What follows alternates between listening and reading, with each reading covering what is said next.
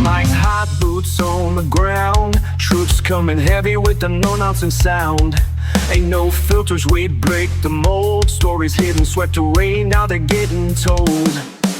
Spotlights hit, the tension pops. We ain't here for nothing but the real damn drops. We're busting bubbles, taking names, cussing and discussing, changing the game. No smoke, no mirrors, no curtain calls.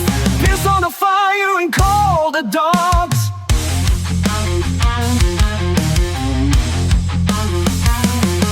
Steel chairs, cold stairs, backstage heat. Legends fall when we bring that beat. Voices sharp, we cutting right through. Best damn team, yeah, you know it's true. We ain't your daddy's play-by-play. We call it raw, we're here to stay. From bell to bell, win or lost. Shoot, don't care who signs the checks or calls the boss. Putting out fires, taking names, cussing and discussing, fueling the flames. Standing tall when the last bell call. Piss on the fire and call the dogs.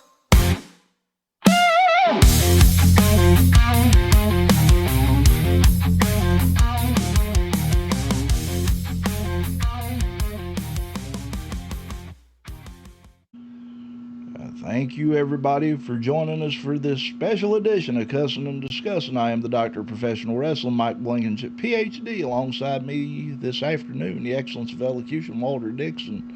Sir, we're not in the community center today. No, sir. We are in the humble abode of the excellence himself. We in the castle is what you're telling me. Right. Mi casa e tu casa. I don't speak French. Well, I did take French, but I don't know that I speak it. I think it's actually Spanish. You speak Spanish too? A little bit. Just enough to get me in trouble. I couldn't speak a lick. Yeah. But anyway. Si este lado se donde viví. Don't know what he said, but... Cargo en la leche. I don't know whether to agree with you or scream. Well, actually, we did cargo en la leche when we tried this the last time. If you say we did, we did. We did. All right. We're going to review WrestleMania VII again. Needless to say, what, 2 weeks ago now? Well, no, last week and a half. Week and a half ago. Yeah. We tried this and we done good. We done real good. Well, if you watched this week's episode of Cussin and Discussin, we explained what happened there. For those that haven't watched it yet, go back and watch it. There was the Doc Cargo in La Leche. I must have. Yes. Whatever that means.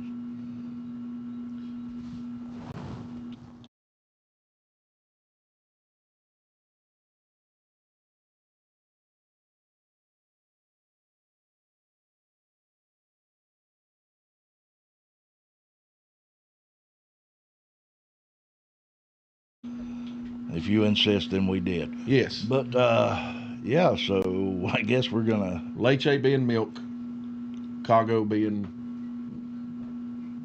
the thing that's in the milk. Well, in the milk. In the milk. In la leche. Cargo in la leche. So, in the milk. Well, the milk ain't worth it then. Right. The milk is done. The milk is But no, we're going to try this one more time, and hopefully we get it right. And by the way, some of you may recognize the surroundings if you watched our interview with Hitting the Ropes with Brock's Boulder. Yeah, we were right here in this very room doing that. Right here in this room, in front of these windows. Well, yeah. Yeah, these in windows. Front of these windows. Yeah. At this very table with this very fancy black tablecloth. Yeah. Yeah. It's the same stuff. Same stuff. It's like deja vu or something. Deja vu all over again. Yeah. But here we are. Only this time there's an awkward brown dog walking around here. He's doing something. I don't know what he's up to. Yeah. But As long as he don't trip over a cord, we'll be in good shape. yeah, he should be all right. He's big enough to Yeah, weed his way through and make things happen. Hi, dog. He's right there. He is. You can He's back here. see him a little bit. Yeah. Oh, He likes to lick. He's a pup. He's only about 6 months, 7 months old. he got some growing. Yeah, he got some growing to do. Anyway, We've as the doc said, we are going to do a fan request review. Nick Opalewski asked us, 2 weeks Two and a now, half weeks ago, yeah. to review WrestleMania VII, and we told him we would, and we did. We and honor our fans' requests as long as they're reasonable. I mean, we're not going to start an OnlyFans or anything, but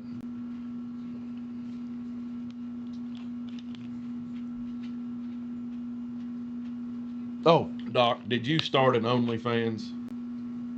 no,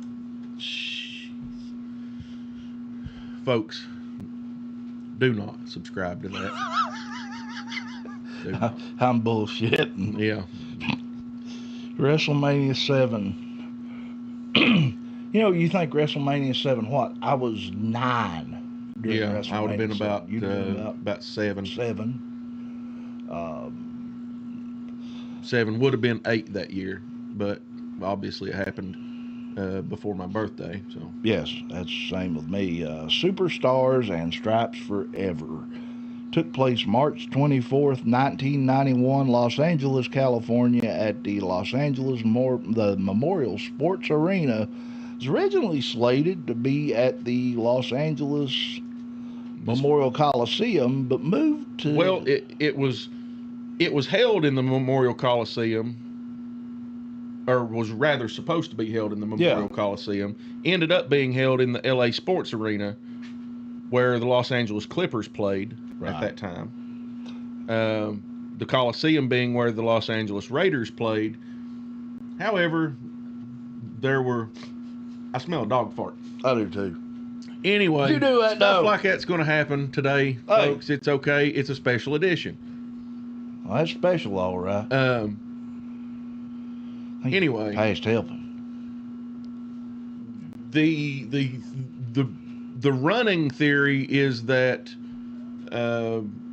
they moved it to the sports arena from the Memorial Coliseum due to security reasons. Yeah. You can go back and just a quick Google search will tell you some of the things that were going on in Los Angeles in 1991. And for that reason, in that area where the Raiders played, they thought that may not be the best place to hold the show. Let's move it across the road. Right. But also, the Memorial Coliseum was a much bigger venue.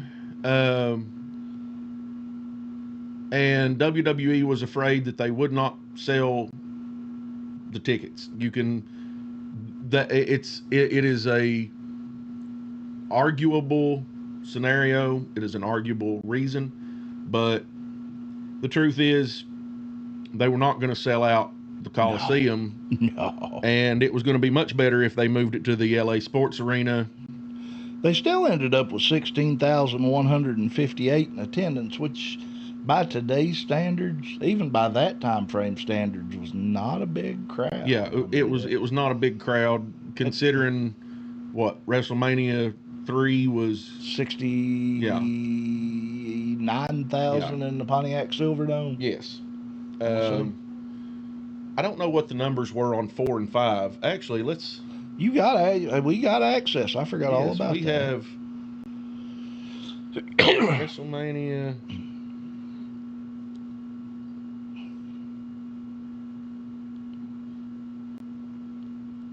Attendance numbers a year. So let's look at this. Yeah.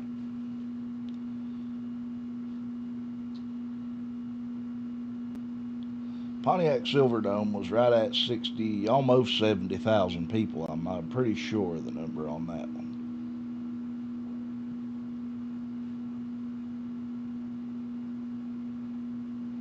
There we go. So, WrestleMania 1 had an attendance of 19,121. WrestleMania 2, held in multiple venues, had 16,585, 9,000, and 14,500. WrestleMania 3 was 93,173. 93,000. Yeah. 93,000 Pontiac Silver. WrestleMania 4 was 18,165. WrestleMania 5 was 18,946. WrestleMania 6 was 67,678 That in was the at Sky Dome, yes, in Toronto. The Los Angeles Memorial Sports Arena, which was where it's supposed to be held, is actually held at the... Memorial. Yeah, it was held at the arena, not the the arena, not the Coliseum. Coliseum. Was 16,158.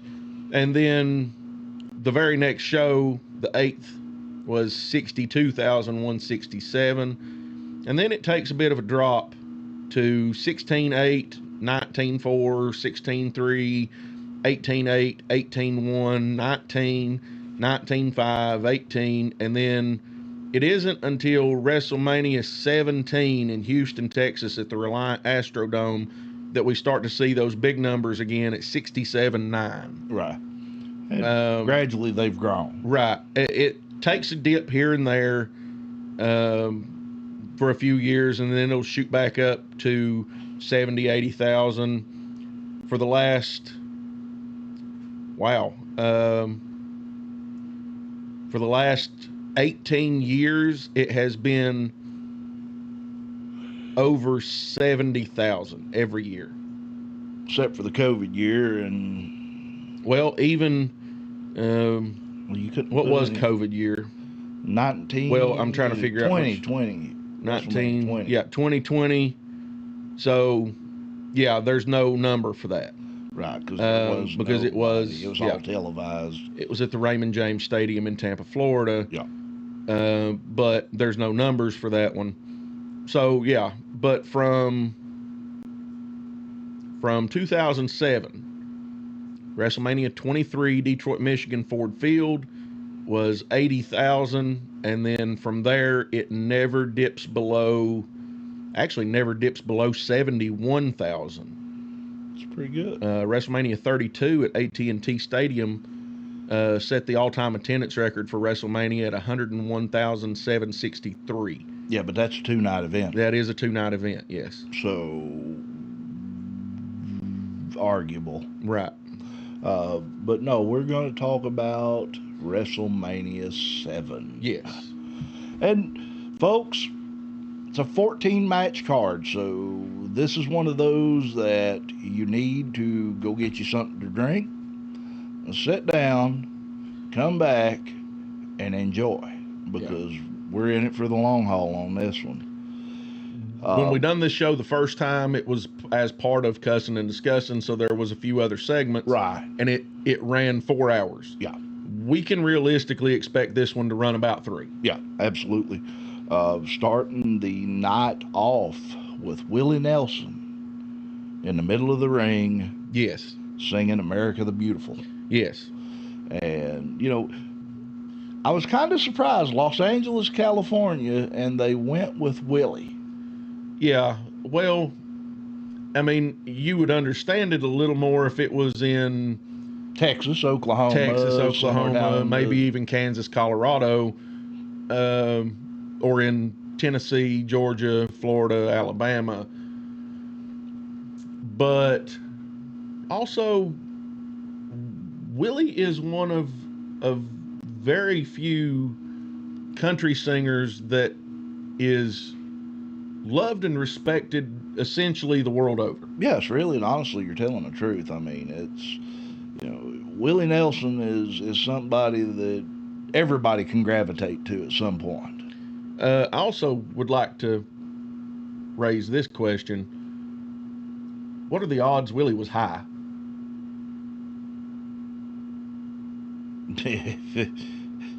If you was a betting man, 5-2 would be real good.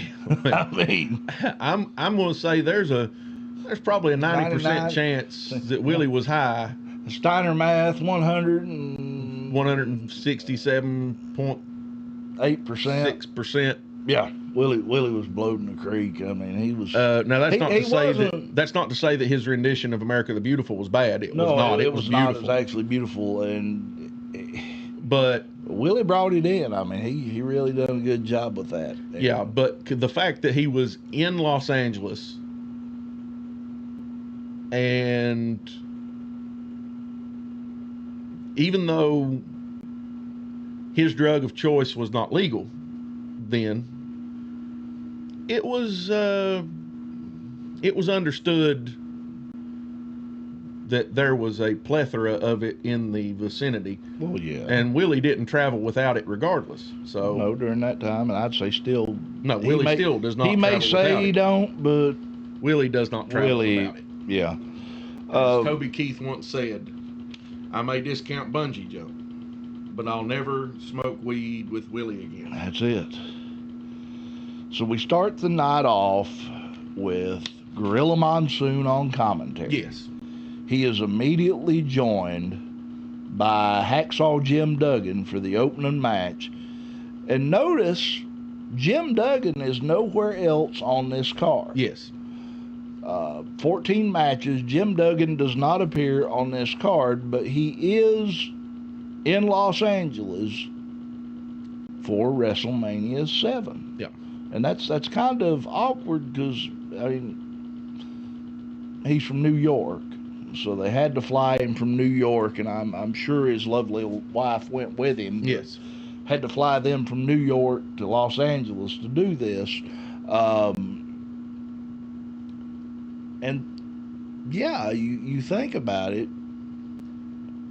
Well, at this period in time, Jim Duggan was a well-loved individual. And it was an American-themed. Right. And pay-per-view. Who more patriotic in the WWE at the time? More patriotic than some would say Hulk Hogan. Yes, at that absolutely. Time. Jim Duggan always on hand to do something. And he comes out, joins Gorilla Monsoon on commentary for the opening match. The Rockers, Shawn Michaels, Marty Jannetty, taking on Bobby the Brain Heenan's Haku and the Barbarian. Yeah. Going into this match, I thought this would be a pretty one-sided thing because, you got to realize it's been 30-some years since I've watched this, and now I'm going back and watching it, and I'm like, okay, was this around the time the Rockers were starting to go downhill? And later on in the year it would be, but at this point, that match actually was the best of two styles. You had the speed and agility with the Rockers, the power and finesse of Barbarian and Haku. Would you call it finesse? What else to call? Well, sheer strength. It was power and brutality for sure, but I do agree with you that they possessed a level of finesse in the ring. It was technical acumen. Yes. Haku and Barb, they did possess a level of finesse that it was because of their technical acumen. And some people wouldn't recognize that though. No, but you think that would be lost with time, and we actually got to see Barbarian and Haku in a triple. It was a 6-man tag match back in Catlettsburg, Kentucky. Year before last? Mm-hmm. No, it was last year. Yeah, last year. It was last year that we saw them, and those guys haven't lost a step. No. They were just as well-oiled then as they were at WrestleMania VII. Well, they were... There was a handful of tag teams at the time that in 91 and for maybe a decade prior, there was a handful of tag teams who, even though they were not They were not blood related. The Steiners I don't include in that because they are brothers. They knew every step the other would make, and because of that, they were ridiculously good. Well, but Haku and Barb, Ricky Morton, Robert Gibson, yes, the Rock and Roll Express, Bobby Eaton, Dennis Condrey, the Midnight Express, Bobby Eaton, Stan Lane, again, the Midnight Express. And lest we forget, the Road Warriors. And another name to throw in there, Arn Anderson and Tully Blanchard. Yes, Arn and Tully were... I believe you could have blindfolded those two. Sometimes underrated. But you're absolutely right. There was dozens and dozens of great tag teams at the time, but very, very few had the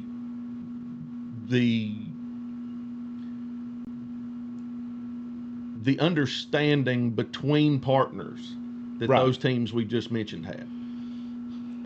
They were like brothers on the road. They understood each other in the ring, out of the ring.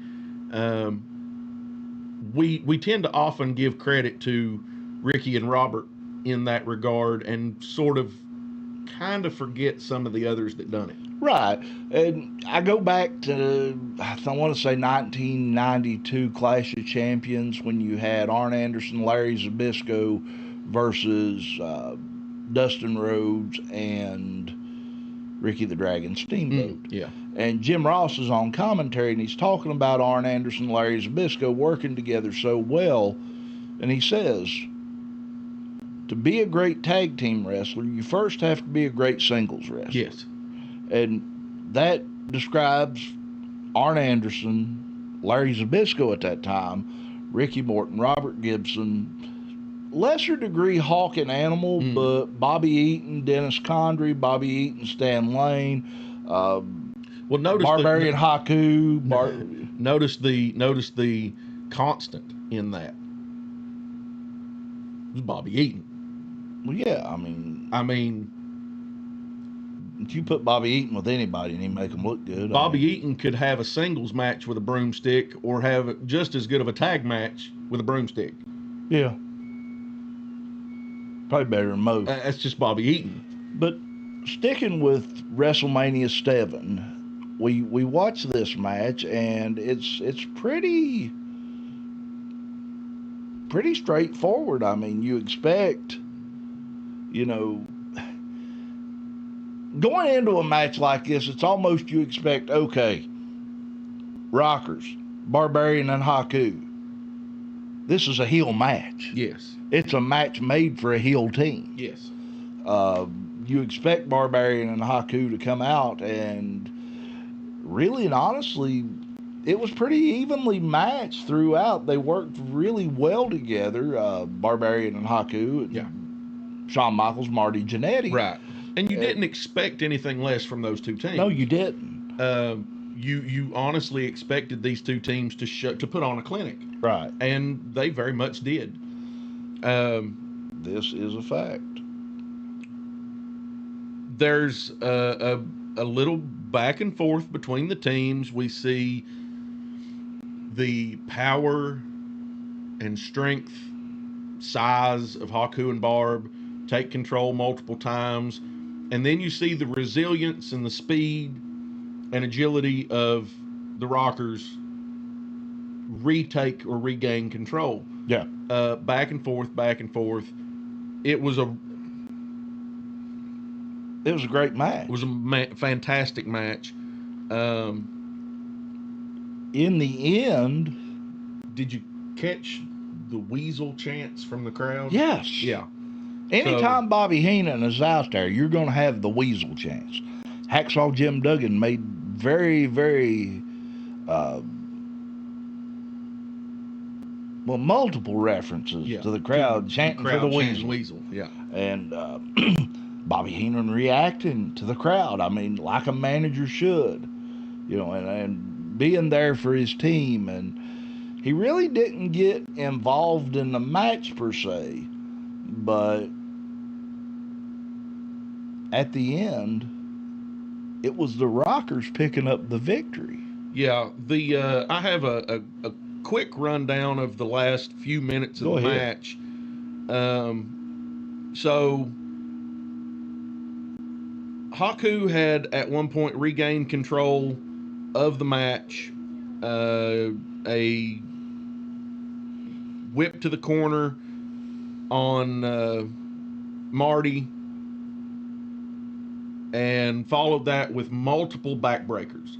Yeah. And these were not like quick succession. No, these were deliberate. These were deliberate drive down and stretching Marty down, raising back up and hitting him down on the knee again. It was multiple backbreakers just over and over.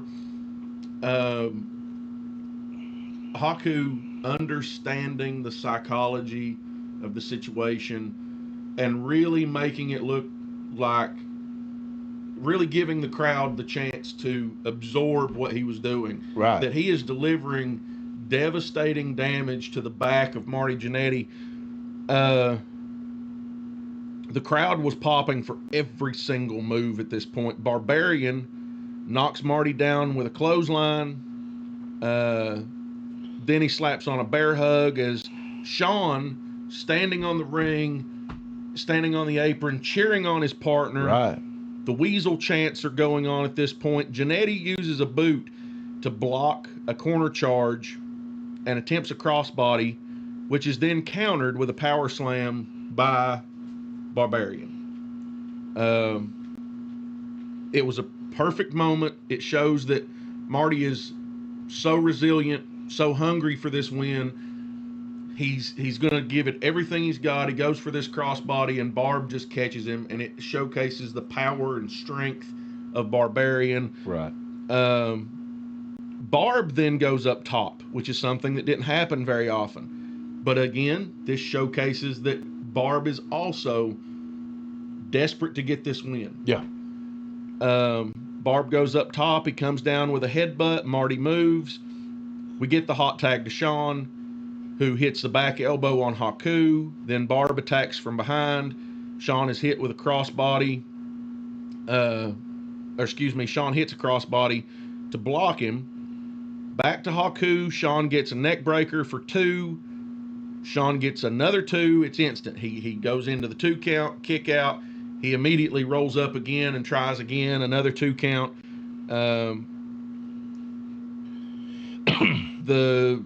All 4 guys are in the ring. You get double drop kicks on Barb. Right. Double clothesline on Barb. Marty goes up top, hits a missile drop kick on Haku, which was beautiful, Yes, by the way. Indeed. Sean goes up and hits a cross body on Haku. That's enough for the pin. At 10 minutes, I've got 10:41. I've got 10:33, but we'll call it at that. I Yeah. mean, there's not much difference. And I may have caught some of the entrance time there. Yeah. But the crowd popped enormously for Marty and Sean. Big win for them at the time. Winner by pinfall, the Rockers. Yes. What? We'll rate it on 5 stars. Yes.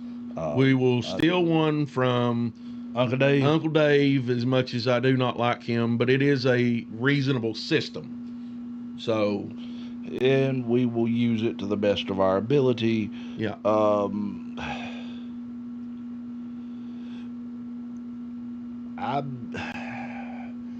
I know this is going to sound low because the way we've talked about the match and we've give you all the high points. Yes. But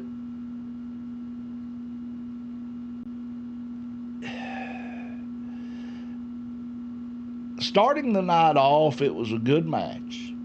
It was a great match for WrestleMania. Mm-hmm. It was worthy of WrestleMania. It was a fantastic opening match. Right. But at an opening match, I expected, dear God, scared the daylights out of me. It'll be all right. It'll be okay. I'm going to say 3 out of 5. I'm right there with you. I think this was a 3, maybe a 3.5 out of 5. Yeah. Both teams understood, and mind you, we said this very same thing when we done this show, when we cut this the first time. I think the average, you would think, oh, the average match is probably a 3. Right. Not really. The average match is probably more of a 2, 2.5. Right. Not necessarily at WrestleMania, but in wrestling as a whole, the average match is probably a 2, 2.5. Right. Or it should be, at least. It should be. Uncle because Dave likes to give everything a 4 or 5, but I think you got to scale it back a little bit. I think a 5-star match is something, to me, is beyond expectation. Yes. And just handing out a 5-star match is a little bit much. Well, and not to mention that in a standard wrestling event, be it a Dynamite or a Raw or a SmackDown or Collision, even going back to WCW and it being Nitro, 3 was a good night. A 3-star match should be considered, hey man, you went out there and you done great. Yeah. And you're only, let's say you have a night, let's say you have a WCW Nitro where you have 6 matches on the card. Right. The average match in that is going to be a 2, 2.5, because most of those matches are not going to have any forward momentum. Right. They're more or less filler. Yeah, for the most part. Now, there may be a storyline behind it that some people are very interested in. Some people may not be. There's usually 2 to 3 matches on the card that are top billing. Right. For instance, you may have on any given night, let's look at a Raw, for instance. Right. You may have Stone Cold Steve Austin versus a lesser member of Vince McMahon's entourage. Right. That's a top billing just because Stone Cold's there. But you don't expect that match to be all that great. No, you don't. It's probably going to be a squash. There's probably going to be some interference that really it's just going to be furthering the story. Right. You give it a 3. And that's how you tell the story. Right. And you're also going to have a match between, and this is no offense to these 2 people, but you're going to have a match between a Savio Vega and a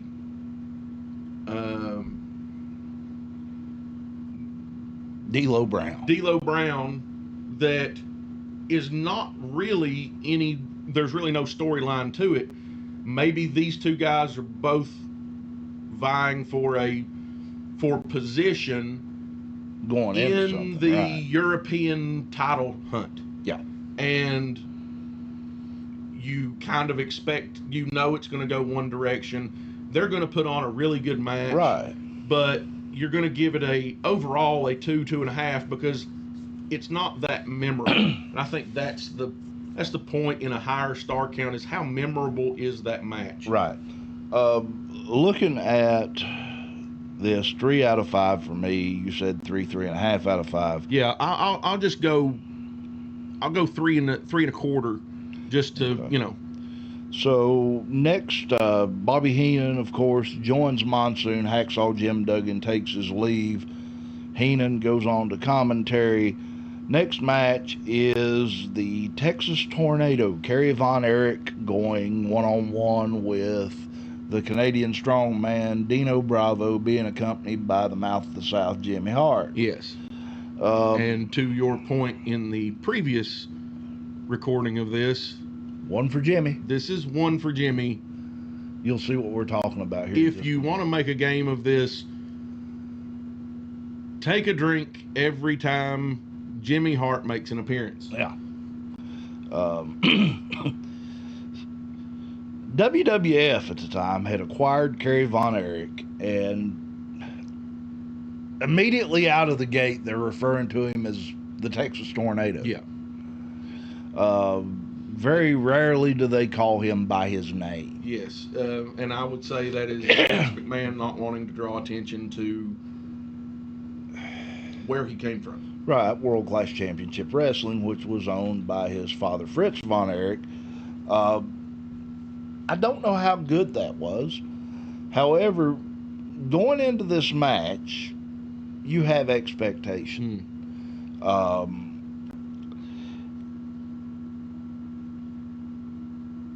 We specifically, us Southerners, we had very big expectations for this because it's Kerry Von Erich. It's Kerry Von Erich.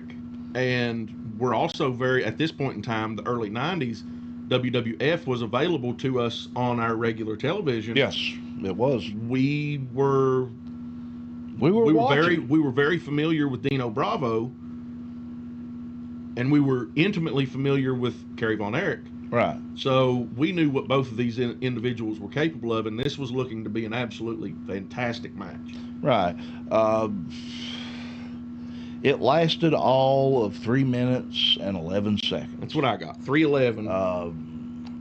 And not a lot going on in this match. I mean, it was. I have a complete rundown of the match. Go ahead. And that's saying something, that I have a complete rundown of this match. Right. Because it was kind of that short. Yeah. Kerry makes his entrance, his debut at WrestleMania. And some people would consider him a mid-carder at that time, but he had a run with Ric Flair for the NWA title. He actually won the NWA title off of Flair, albeit he held it for 2 weeks. Yeah. So to consider him a mid-carder is bupkis. Yeah. Early on, they make their entrance. Bravo jumps him early, knocking Kerry out of the ring with a clothesline, sends him to the floor. Kerry fires back with punches and clotheslines of his own. Bravo avoids the claw hold. He just kind of gets away from it. Yeah. Bravo hit him with a boot to the face, followed by an atomic drop and a few elbows. Bravo comes back, hits a side slam that was at the time his finisher. Kerry kicks out. Bravo jumps off the middle rope. Kerry slaps on the claw that dazes Dino Bravo, and that sets him up for the finishing move, which was a spinning tornado punch. Kerry covers for the finish at 3 minutes 11 seconds. I mean, it was really that short, folks. It was. I mean, they may have went outside one time during the match. Yeah, and that was at the beginning when Bravo put him out of the ring and follows him out. Understandably, Kerry working on 1 foot at this time. Yes, I mean, he's wearing a prosthetic foot. Yeah, he's wearing a prosthetic foot, but most people didn't know that. No, most people didn't know it. I didn't know it at the time. No. And you're watching this match and you're like, okay, this is going to be good. This is going to be great. Kerry's going to come out and he's going to showcase himself. He's going to look great. Dino's going to put him over, and we're going to have a great match. Then at the finish, he locks the claw hold on, and like you said, he dazes him. Yeah. He's like got it on him and puts him down and then releases it. Yeah. Dino doesn't, he doesn't do anything to get out of it. Kerry just lets it go. Bravo stands up. Von Erich does his little tornado punch. I would have reversed it. I'd have had him doing that claw hold as a finisher. Yes. The claw hold would have been his finisher. The tornado punch would have been what you used to set it up. It should have been the setup. Yeah. Should have done the tornado punch, which drops Bravo, and then he locks that claw on. And by the way, Kerry Von Erich's hands, they're massive. Massive. He was a big guy anyway, but his hands were ginormous, even for his body size. You hit that tornado punch, that should be to weaken the skull. Right. And then you lock the claw on, and you can even have him stand up, and you lock it on from a fallen position because you've just hit him with this tornado punch. Right. You lock it on from a fallen position. You can even have Dino stand up and like he's Fight going to it a try to little fight bit. it and break it a little bit, and then Kerry forces him back down. Dino goes unconscious. The ref Then calls you can it. call it. There yes. you go. What do you think about it? 3 minutes 11 seconds. It's not a long time. The talent between these two deserved more time. It did. It really deserved did. more time to let the story build. You could have done a good feud out of those two. You could have really absolutely could have ran done a great feud with Kerry Von Erich, Dino Bravo. Furthermore, I understand you're trying to get Kerry over with this fan base. And this is a West Coast fan base that probably does not know, really understand who Kerry Von Erich is. Right. But you're trying, I understand, you're trying to get Kerry over with the crowd. You're trying to put him over, make him look good. And you do to a point. Right. But it could have been so much better. Could have been. Should have been. Kerry is supposed to be this monstrously powerful babyface. Yes. And Dino's supposed to have been this monstrously powerful heel. Yes. And for my money, they could have given this match at least another 2 minutes. Possibly 3. Possibly 3. It didn't have to be that long. We will see later on that there are matches that could have been longer. There are matches that could have been far shorter. There are matches that shouldn't have been on here. I mean, Well, if you yes, really there are want my matches honest that shouldn't have opinion. been on here. We'll get to those later on. But you could have given Kerry a little more time to impress this crowd. Yes. And you Show could have exactly what he could have done. You could have given the crowd a little more time to realize just exactly how powerful you have to be to withstand the force that is Dino Bravo. Yes, you're billing somebody as a Canadian strongman, and you do nothing in this match to make him look strong. Right.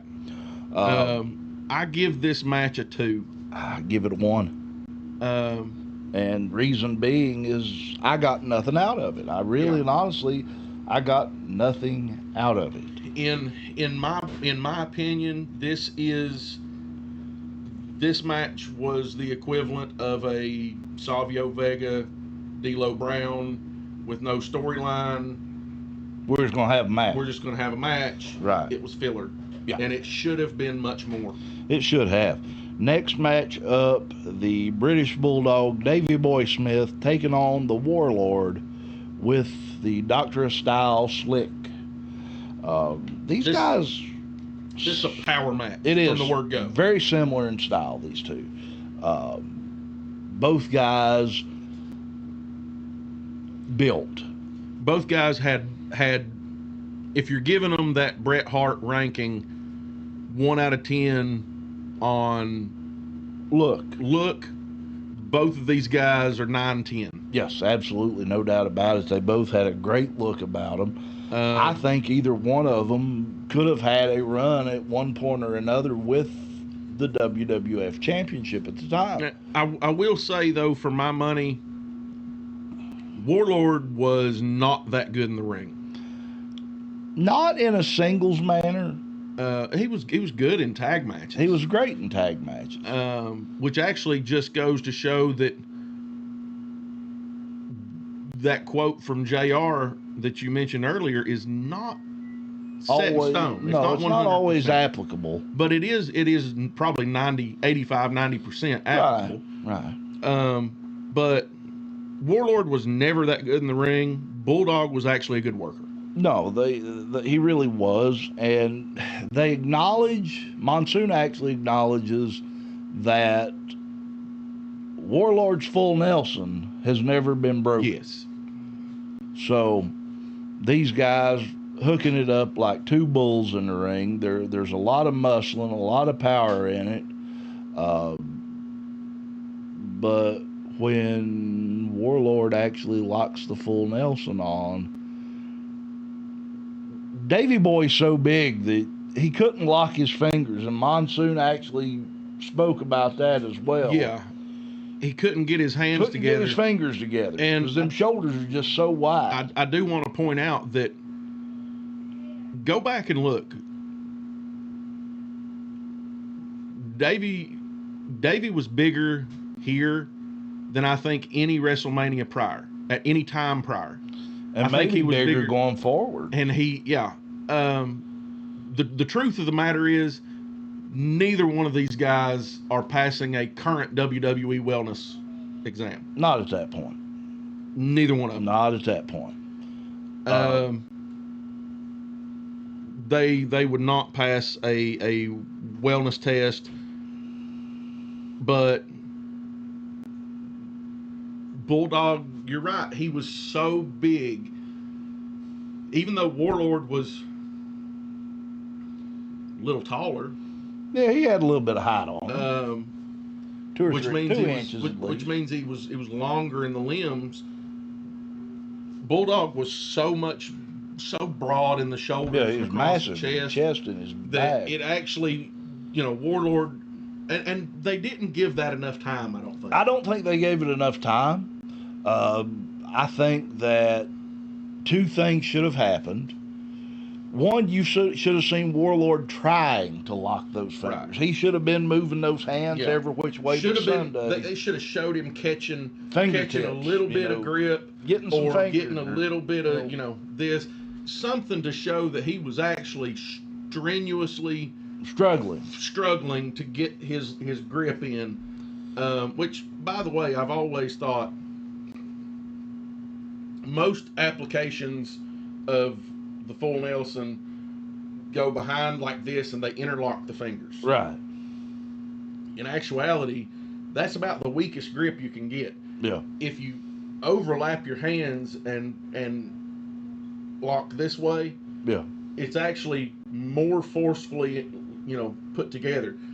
Some people think this way, but this is actually because you're actually bending your fingers into your fingers, and the tighter you pull against them, the more you're pushing on your own tendons and causing the fingers to lock together. Yeah. So, and that's just it's kind of like a Chinese finger trap. That's actually a biological fact, by the way. It is. It's kind of like a Chinese finger trap. The harder you pull, the tighter it gets. So, look that up. Google it. It's biological fact. If you overlay your fingers like that and lock, this is a much better grip than this or this. Right. This or this, whichever way you prefer, is a much better grip. And then what also got me, the other part of that, is when you're getting to the end of the full Nelson spot and Davey Boy's going to get out of it, he just drops his arms and breaks the hold. I mean, it's like, okay, I done it. There's no fighting, there's no struggle, there's no jostling. It's like, okay, I'm in, I'm out. Yeah. Now, match went for 8 minutes, 15 seconds is what I've got. Yes, that's what I've got. Of course, the British Bulldog, there at the end, getting the Warlord up on his shoulders for that big running power slam, plants him in the middle of the ring, and gets a 3 count. Mm-hmm. What do you give this match? So, this match was actually better than I anticipated. It was. I mean, like I said, these two guys, they work great together. Yeah. And like I said at the beginning, Warlord was the dribbling. Yeah. Yeah. He was. In a singles match by himself. It didn't matter who you put him against. He was 9 times out of 10, he was the drizzling shits. Right. He wasn't as bad as he was better Giant with Gonzalez, El Gigante. No. But he was the Weeping Willow, as Arn Anderson calls him. He was bad. I mean, he was slow, he was stiff, he was uncoordinated. But he had the look. He had a fantastic look. And he was powerful. But Bulldog worked his tail off in that match, bringing the best out of Warlord. Yes, indeed. And I think Bulldog probably went into that match knowing he was going to have to. He was going to have to pull some weight, which might be the reason he was bigger there than he was at any point in his career. Very well possible. My ranking here for this match is maybe a 2.5, 2 3/4. It's getting close to a 3. I'm at 2 on it. Just because I understand the work that Bulldog put into that match, right? To like I said, to make it as good as it was. You could have seen some things that like I said, with the full Nelson spot and a few other small things, but 2 out of 5 I'm going. So, well, again though, look at this was 8 minutes 15 seconds. You could have given this match another 2 minutes. Yeah, you could have given that full Nelson that full Nelson spot. You could have given it another 30 seconds. You could have at least dropped Bulldog to his knee. Yeah, with it. You could and then had him fight it back up. Again, you could have seen Warlord catch his fingertips together, and he's really forcing his body weight forward. Bulldog slowly dropping to one knee. Bulldog arching his back and pulling his arms around to break those fingertips apart, and then slowly climbing back to his feet, slowly grunting and pulling his shoulders down to pull those arms apart, and then coming back with an elbow or coming back with a headbutt, something to show that he was breaking this hold.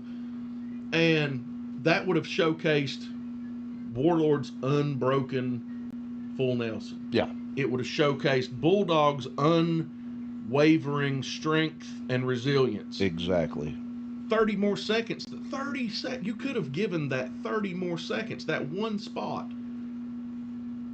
You could have given them a couple more spots early in the match. Right. Where they just clash.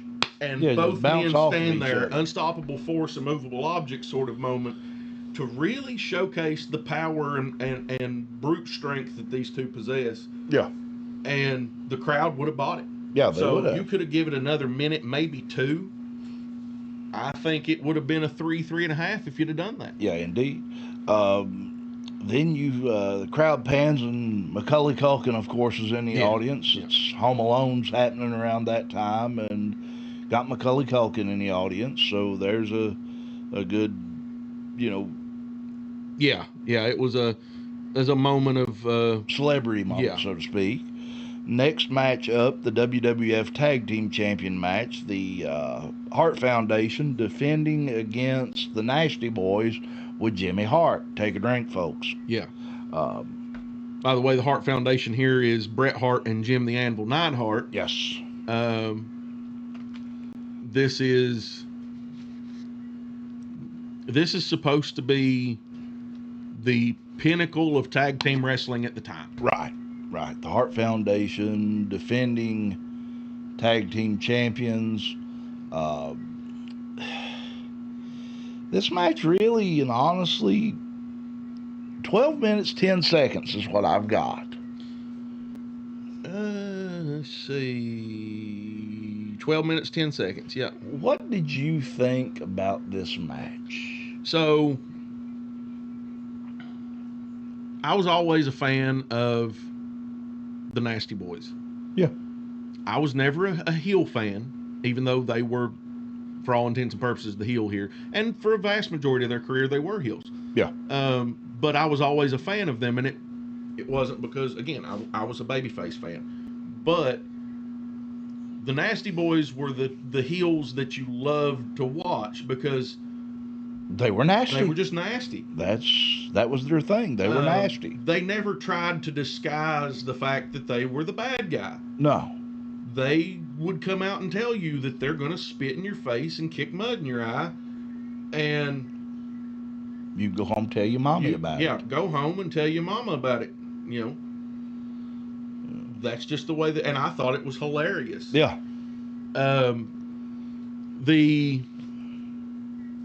The Nasty Boys were not always well, let's put it realistically, they were never the epitome of technical acumen. No, they weren't. They were raw, unfiltered, Yeah. brute strength. But they did showcase a great deal of understanding of wrestling. That they did. So They worked well as a team. Yes, they did. They definitely worked very well as a team. This one for me, I don't know. It was fun. It got plenty of time. They built to the finish very well. Jimmy Hart had some good moments in the match. I mean, Yes. you always got Jimmy out there jumping around like a Mexican jumping bean, and I still want to see Jimmy do that. And I know he's in his 80s now, but if I could see him jumping around one more time, I'd love it. I may try to get him to do it next time I see him. The Nasty Boys used every trick, every classic tag team trick, right? Yeah. They busted out the the false tags, the distractions. The whole match had a lot of comeback spots. Right. It was a well crafted, well put together match that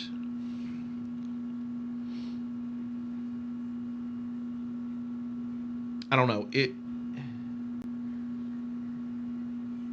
I feel like the one thing that let it down is this is the last time that Brett would tag with Jimmy. Yeah. It was the end, and we just told you the right. finish of the match, but But the truth is, I think Brett knew that Brett was going into his singles run at this point. I think he knew what was. I mean, obviously he knew the outcome of this match. Right. And I don't think Brett's heart was in it. He was already looking to the future, and didn't. Brett was not Brett 100% in this match. No, and I don't obviously he was 85-90%. Yeah. He was still very much a part of the match, and he done a fantastic job, as Brett always done. And I am no Bret Hart fan, but again, what do you think? In the end of the match, you had the spot where Jimmy Hart threw the megaphone in, and like Knobs clock Sags with the megaphone on accident and knocked him out of the ring. Yeah. And then not 2 minutes later, Jimmy Hart takes the motorcycle helmet off and throws it in the ring. And that's what they used, the Nasty Boys, to knock out Jim the Anvil Neidhart and get the pin. Yes. Maybe a little bit much. Yeah, so maybe a little bit much. Let's look at this. I've got basically a play-by-play from that point. So Jimmy throws the megaphone to Knobs. Knobs goes after Brett with it. Brett ducks. Knobs hits Sags. The crowd is absolutely staggered at this point. The crowd's going wild. Brett tags in Jim. The Anvil comes in. House of Fire, classic hot tag, tossing Knobs into Sags at one point, hitting a double clothesline, gives Knobs a power slam. Sags breaks it up. Brett chases after him. Sags ran into the ring. Knobs ended up crashing into him. There was, it was sort of chaotic there for a moment. Brett knocked Jimmy down. The Hart Foundation hits the heart attack clothesline on Knobs. The ref told Brett to leave, get out of the ring. And while he did that, Sags uses Jimmy Hart's helmet to hit Jim Neidhart in the back of the head. Earl Hebner never sees it. As usual, Knobs gets covered. 1, 2, 3. 1, 2, 3. Right. So the last probably 2.5 or 3 minutes of that was actually, and I know I read it in 20 seconds, but it was probably 2.5, 3 minutes of action there. It was very chaotic. It was fast movement. It was all over the place. Yes. And it brought what had been a sort of it brought a finale. Yeah, it brought what had started out pretty high, fell into a cookie cutter routine, and then all of a sudden you have this finale. Yeah. This 2.5 minutes of fast pace around the ring, in the ring, out of the ring. It's all blowing up, and then bang. Because Brett is, and obviously this was the intent, right? Brett is in the ring, shouldn't be in the ring. Right. And Earl Hebner is saying, hey, if you want me to count this pin, you need to get out of the ring. Right. The rules are the rules, and they apply to you just like they apply to anyone else. Right. So he's doing what he should shooing do. Brett out of the ring, trying to get rid of him. Brett finally steps out of the ring, but it's done too late. Jim Neidhart takes the helmet to the back of the head, and there you go. I would like to see more out of the Hart Foundation. Yeah. I would have liked to have seen a little more intensity. All in all, on a 5-star system, I'd give it a 2 out of 5. Yeah, I'm right there again. 2, 2.5 maybe. Again, this was a match that could have been a 3.5 easily and it didn't need more time. This is one match that didn't need more time, but it had a 5.5, 6 minute period in the middle of the match that fell into cookie cutter territory. Yeah. Okay match. It was good. Next match up, the blindfold match. Yes. Jake the Snake Roberts, Rick the Model Martel. They give us a good lead up to this. You get the little bit of the backstory of why this is a blindfold match. There's prior to the match, prior to the entrances, you get a montage moment of what's led up to this. Right. Clips to set up the feud between Jake and Rick Martel, where Martel had sprayed his arrogance perfume in the eyes of Jake. Jake had trouble seeing. This leads to the blindfold match at 7. You get both people giving a good, I don't want to call it an interview, but a good statement, so to speak. Yes. And you believe the intensity from Jake because he's lost his eyesight, and now I've not got my eyesight, and you're not going to have yours either. Let's put the blindfolds on and see how well you do. Well, it kind of amplifies Jake being a snake, Right. Jake the snake. Jake doesn't have to see; he can feel his it. way. He can sense it. And you're right. That promo that Jake cut prior to this match is proof of what I've said before, and I will go to my grave believing that there is no one more no one in wrestling history has perfected the psychology of wrestling the way Jake Roberts did. Well, no, because and just a few seconds ago I pulled my hat up here because it was down and you couldn't see my eyes. Jake stands in that interview staring into the camera. Yes. His voice never wavers. It never changes. He's not tone. screaming. He never screams. He never shouts. He never gets frantic. He just stares. And the camera pans in on his eyes. And I would do that here. Yeah. Basically, that's what you end up with. It pulls in directly on his eyes. Yeah. And his eyes are just, there's no emotion there. It's just basically it's Jake letting you know, and it's you got to give the cameraman credit. You got to give whoever wrote that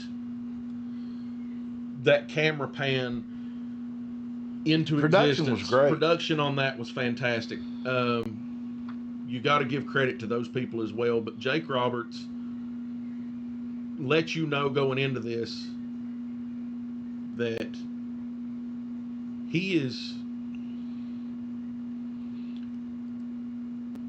He's vested. Oh yeah, he's vested. He's definitely Yes. vested. He in has the moment. he has stake in this game, and he plans on getting his money's worth. Right. Rick Martel has took everything he's had. He took his eyesight, but he hasn't took his heart. And Jake plays a perfect baby face in this match. Yes. It's like you said, he doesn't scream. He's not lashing out. He's not.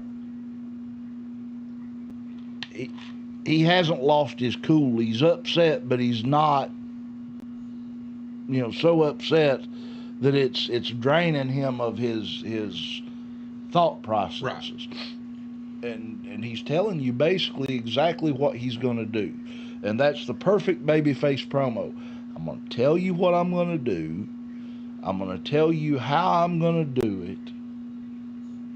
And then I'm going to go out there and I'm going to back my words. Mm-hmm. I'm not going to set my expectations too high, but I'm going to tell you exactly what you can expect from me. And that is the perfect promo that you get.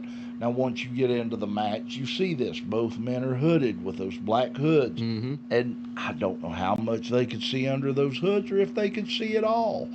But it's awkward to a degree. Mm-hmm. But immediately, Martel is doing everything he should do. He's reaching out. He's feeling. He's trapped, and he's lost his eyesight now. And now he's at the hands of Jake. Yeah. And Jake too, to a degree, he's reaching out and he's feeling. But the fans, Right. they're with him. Rick Martel goes over here, and Jake's pointing over here, and he does this thing here. And it's kind of like hot and cold. Right. Remember Hot when, and cold. The fans Marco are, Polo a little bit Right. without the Marco and the Polo. The fans are booing here because Martel's not there. Yeah. And Jake puts his hand over here, and the fans are chanting, screaming, cheering. And Jake is not relying on his eyes, and it's selling this point. Yeah. Jake is not relying on his eyes. He's relying on his other senses. Yeah. A snake relies on infrared vision, on heat. Yeah, on heat receptors. Smell, which they taste and smell from their tongue. They flick their tongue out, and they're pulling in particles from the air and bringing it back into their olfactory, and they can see the area. They know what's around. Yeah. And Jake is using this, and it's not, Jake doesn't have infrared vision. Jake doesn't have bat sonar, but he has the fans. Yes. And he has the feeling that the fans are going to be behind him, and they're booing here, and they're cheering here. And Jake follows his instinct, Yes. which is to follow the fans. Right. And it's duck and miss. Yes. Duck and miss. Duck and miss for Jake. Yes. He comes up short on some moves. He doesn't make contact. And then finally Martel comes around, and there's Jake. And Jake gets his first. Yeah. And then Martel gets away, and he scurries off, and then Jake's back to the hunting pack, as I like to call it, Well, when Martel trips and falls down. Yeah. And Jake feels it. Almost instinctually follows into that pin. Watching it now, I think that was an unplanned moment. Yeah, I think it's kind of one of those things that Martel either he didn't mean to fall, or Right. Jake didn't mean to pin him. Right. But They have I watched something the other night, and Chris Jericho said, why call it a botch? It's not a botch. Is it a mistake? Did something go wrong? Did it not go right? Yes. But calling it a botch takes something away. It makes it feel like it's not meant to happen at all. Not meant to happen at all, and that's not the case, because even though it wasn't a planned spot, you have to take what was there, what's given, and make the best of Right. it. So it's more of an ad lib. Yeah. It's more of a little bit of a unplanned moment that you just make the best out of. So again, I don't think that was a planned spot. Right. But they made the best out of it. They did. And ultimately, in the end, they back and forth it again. And then Jake's able to capitalize. And I believe you've got a rundown, don't you? Yeah, I do. So starting after Martel trips and Jake gets a 2 count, Martel does an Irish whip into the ropes. Jake runs sort of off to the side, totally missing him. It was a funny moment. Yeah. It was a bit of a, okay, yeah, they can't see. That's funny. Yeah. Martel throws some random kicks. He's just kicking into the air, hoping to hit something. Right. Because he doesn't have the senses the snake has. Right. And Jake wasn't even close. So Jake is walking towards him while Martel is walking away. They end up finding each other. Rick Martel hits a body slam, throws an elbow, but Jake is already gone. Martel goes after the ref at this point. He's kind of going after the ref. Yeah. And then stops after realizing it's not Jake. After a lot of searching and feeling and whatever, Jake claps his hands. And Martel walks toward the sound. But Jake has circled. That's Jake setting up the trap. Yeah. Jake is setting the ambush. The snake is setting the ambush. He's got the bait out. Clap on. Martel is moving toward the clap. Jake has already circled, and he's coming around behind him. At this point, the crowd breaks out into a loud DDT chant. Martel finds the bag with Damien in it. Martel freaks out, goes backwards. Yeah. Jake meets him in a headlock, bounces into Martel's shoulder and fell to the floor. Martel grabs a chair and uses it to try to figure out where he is. He ended up using the chair on the steel post. Yeah. Jake drags him back in the ring where Martel was able to hit a backbreaker. Martel puts him in the Boston Crab. Jake powers out. Martel backed right into Jake. At this point, they've split. Yeah. And Martel gets kind of turned topsy-turvy. And Martel backs right into him. Jake turns him around, hits the DDT. I got 8 minutes and 30 seconds. Yeah. Let me see here. 8 minutes 34. Yeah. So yeah. Great story. Great storytelling. Both guys doing a great job telling the story.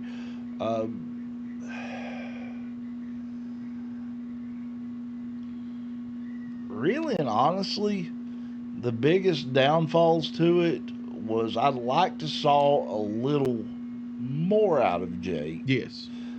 Amplify those senses. Okay, he's blindfolded, but like I said, I don't know how much he can actually see out of that hood. This match was, for all intents and purposes, a clinic in wrestling psychology. Yes, it was. Both of them done a great job.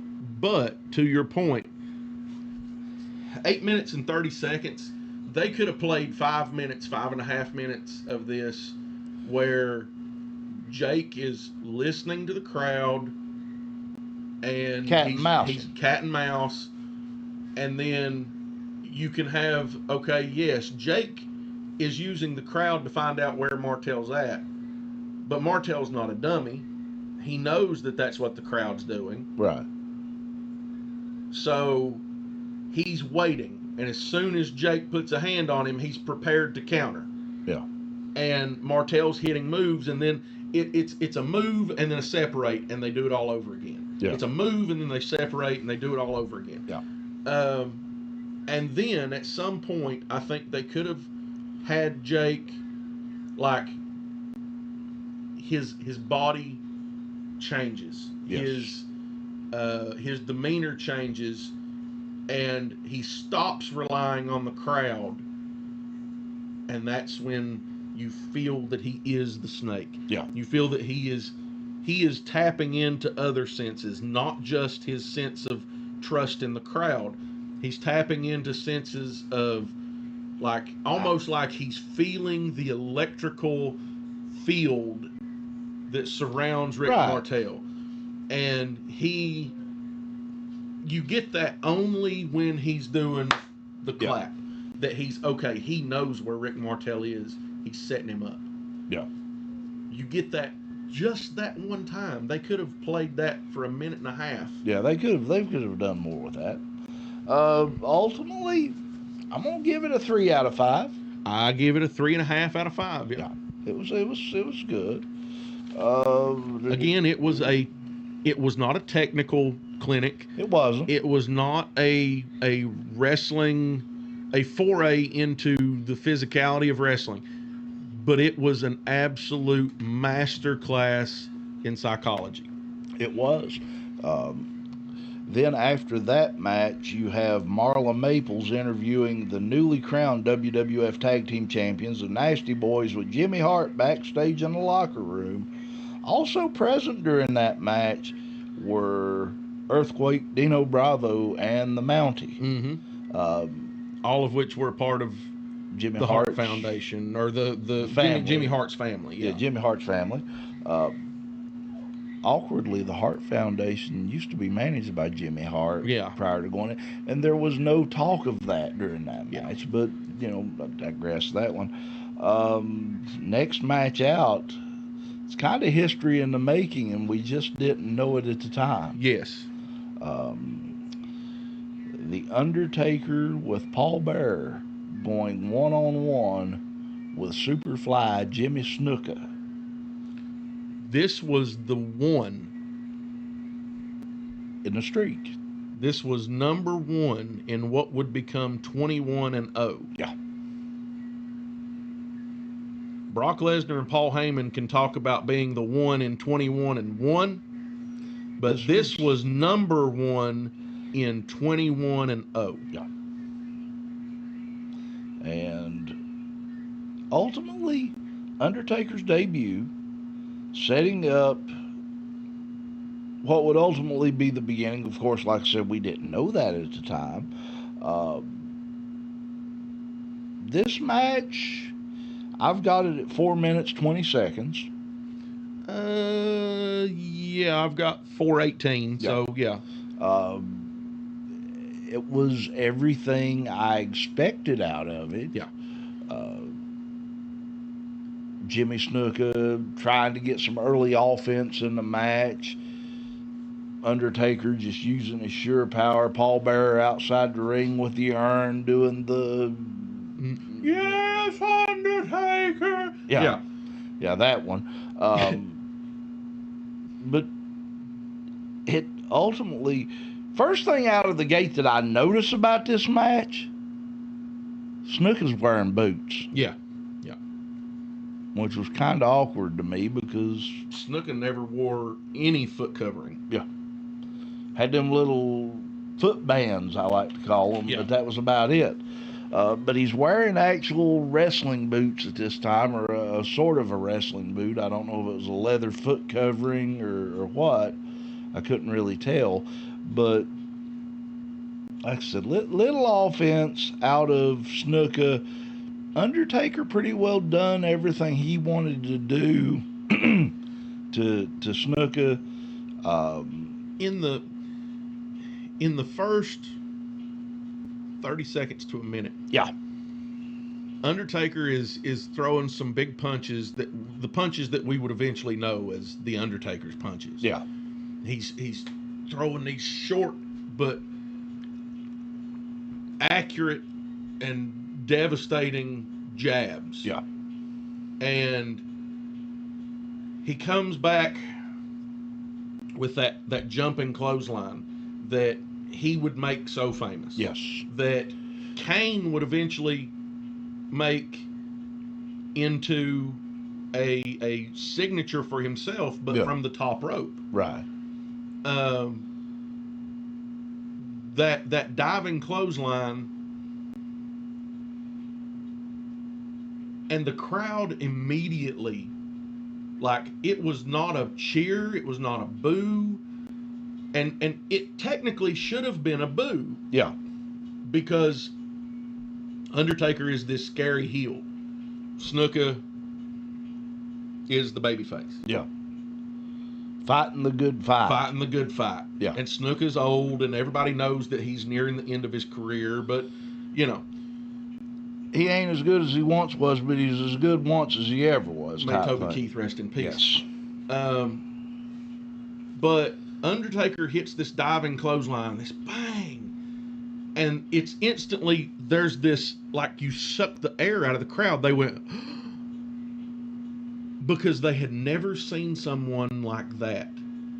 Never seen someone that big do something. 6'9", 6'10". Yeah, 6'9", 6'10", over 300 pounds at the time. They had never seen someone that size do something that athletic. Yeah. Yes, at that point, some of the people there had seen Vader. They had seen Bam Bam Bigelow. But they'd never seen, like, you kind of understand even a big guy can do a moonsault. He shouldn't, but he can do a moonsault off the top. But that giant leap, that big leaping clothesline there. Off the mat. Off the mat. And he gets over top rope high. And the crowd just sucks wind. Yeah. It's oh my goodness, did you, I mean, people are looking at did you see that? Yes, they are. And we do that now today when someone does a 540. We're going, did you see that? Yeah. But at that point in time, to see a 300+ pound, near 7-footer come 5.5 feet off the ground with a clothesline was like, oh my gosh. And yeah, I mean, it plays to the athleticism of the Undertaker. Without a doubt. Of course, Mark Calloway played some college basketball in his life. Yeah. He wasn't no slouch. But he also got his money taken by Buzz Sawyer, so he had something to prove. Yeah, that's a fact. There at the end, though, he gets Snuka with that tombstone pile driver and plants him 1, 2, 3, gets the win. Like I said, it's the start of the streak. It was everything I expected out of The Undertaker. Yeah.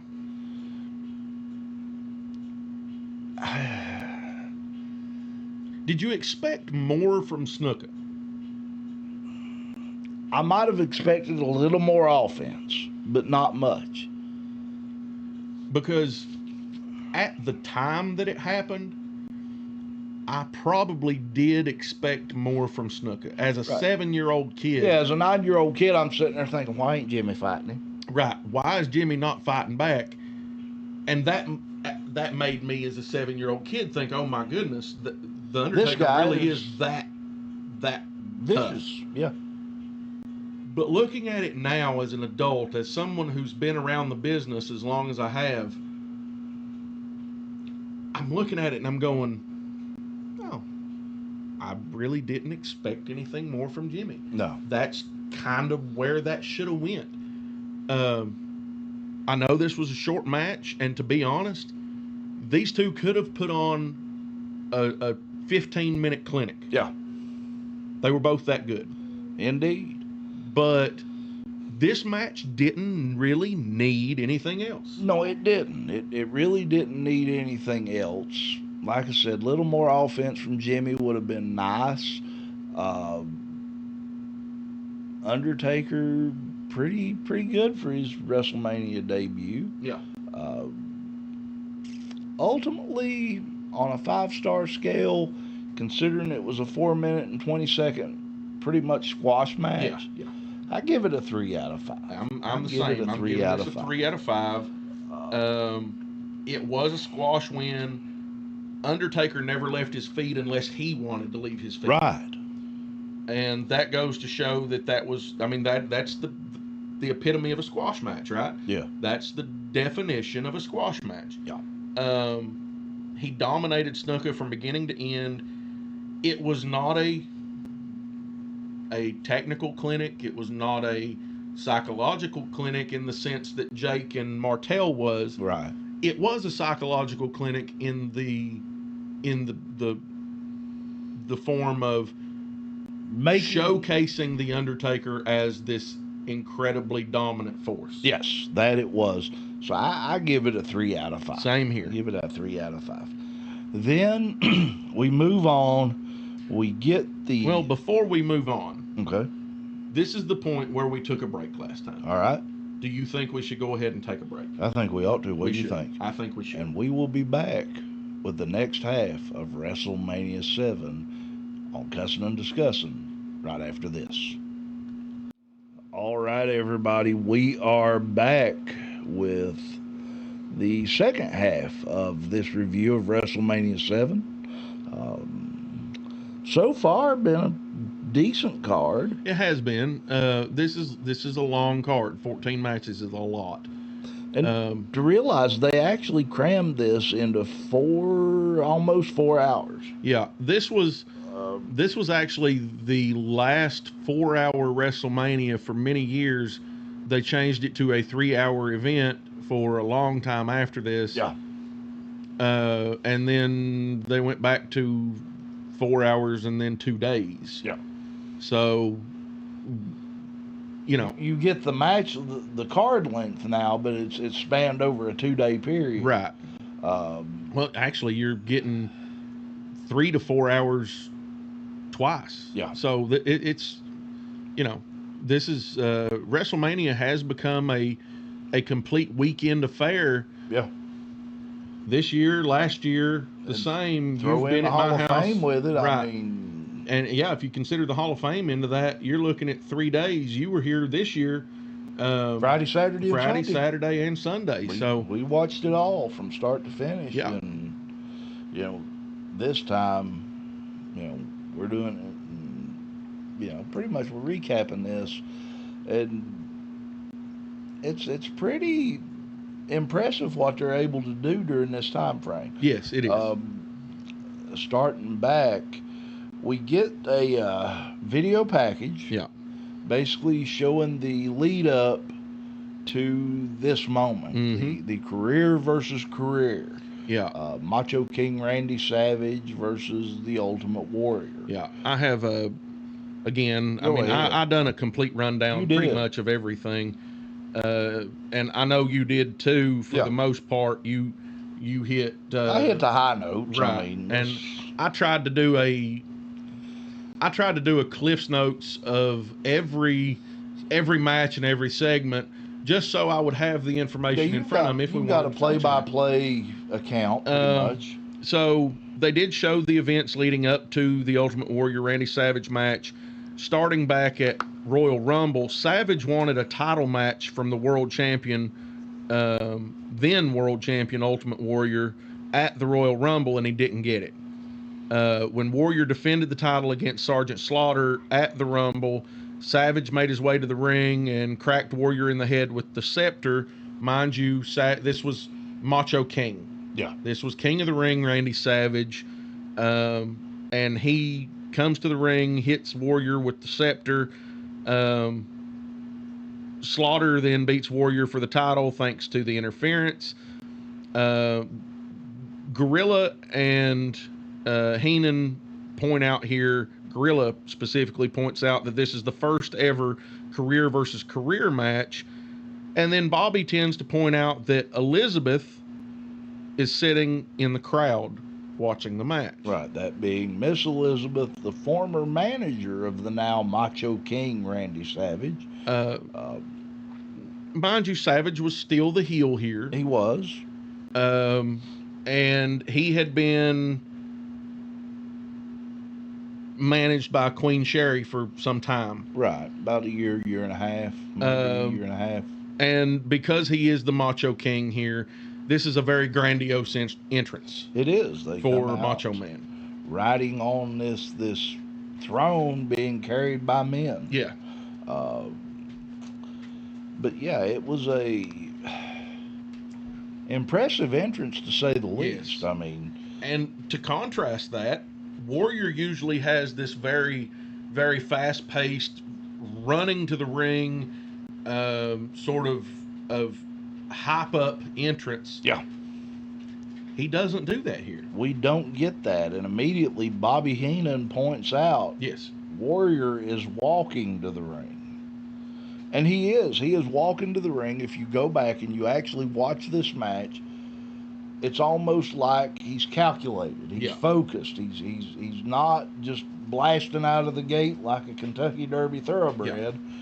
He is, he's putting some time into it. You almost get, I don't want to say a sense of dread, but like, this could be it. This could be the final time that I make this entrance. Yeah. It makes you. It builds up your right. Anticipation for the match. It builds anticipation for the match. It immediately gets you in your mind. It's again, this is psychology. This is the psychology of wrestling as we talk about it. Somebody will never. Is Warrior worried about losing this match because he doesn't want to quit, or is he that focused? You don't know. No, you don't. And he doesn't let on. I mean, the whole time he's just, walking to the ring. Yeah. And I do, again, said this last time, I'll say it again. Well, no, I'll save it for the end. Yeah. But this is definitely a match that no one was going to leave their seat for a bag of popcorn. No, you weren't. This is two individuals who, even though Macho Man is a heel at this point, this is two individuals that if their name is on the card, you're there to watch that match. Yes, you're there to see that match. And it was billed maybe not as the main event of WrestleMania VII, but it could have very easily main event WrestleMania VII. Absolutely. But, and looking at my notes, in the earliest moments of the match, you see Savage trying to go at Warrior before the match actually starts, and the referee's holding him off and backing him off, and then all of a sudden the bell rings, and they go toe to toe. Yeah. And they're back and forth, and they're giving it their all.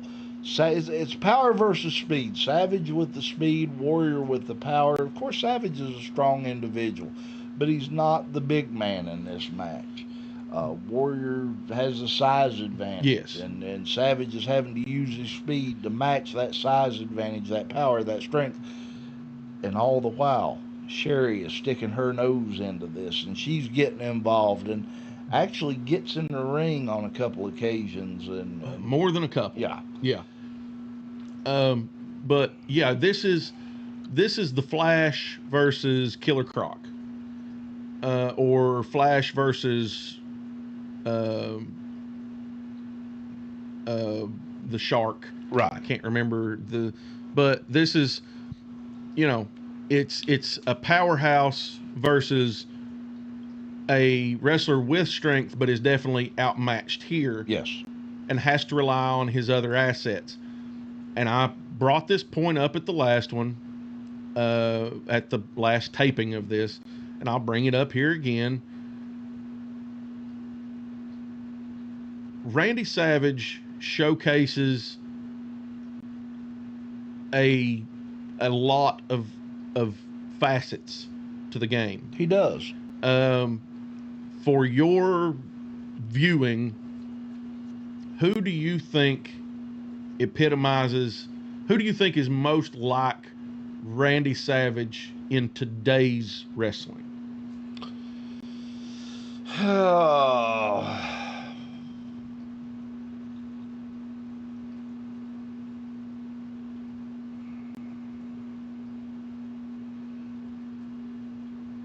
Today's wrestling, Nick Nemeth. Yeah.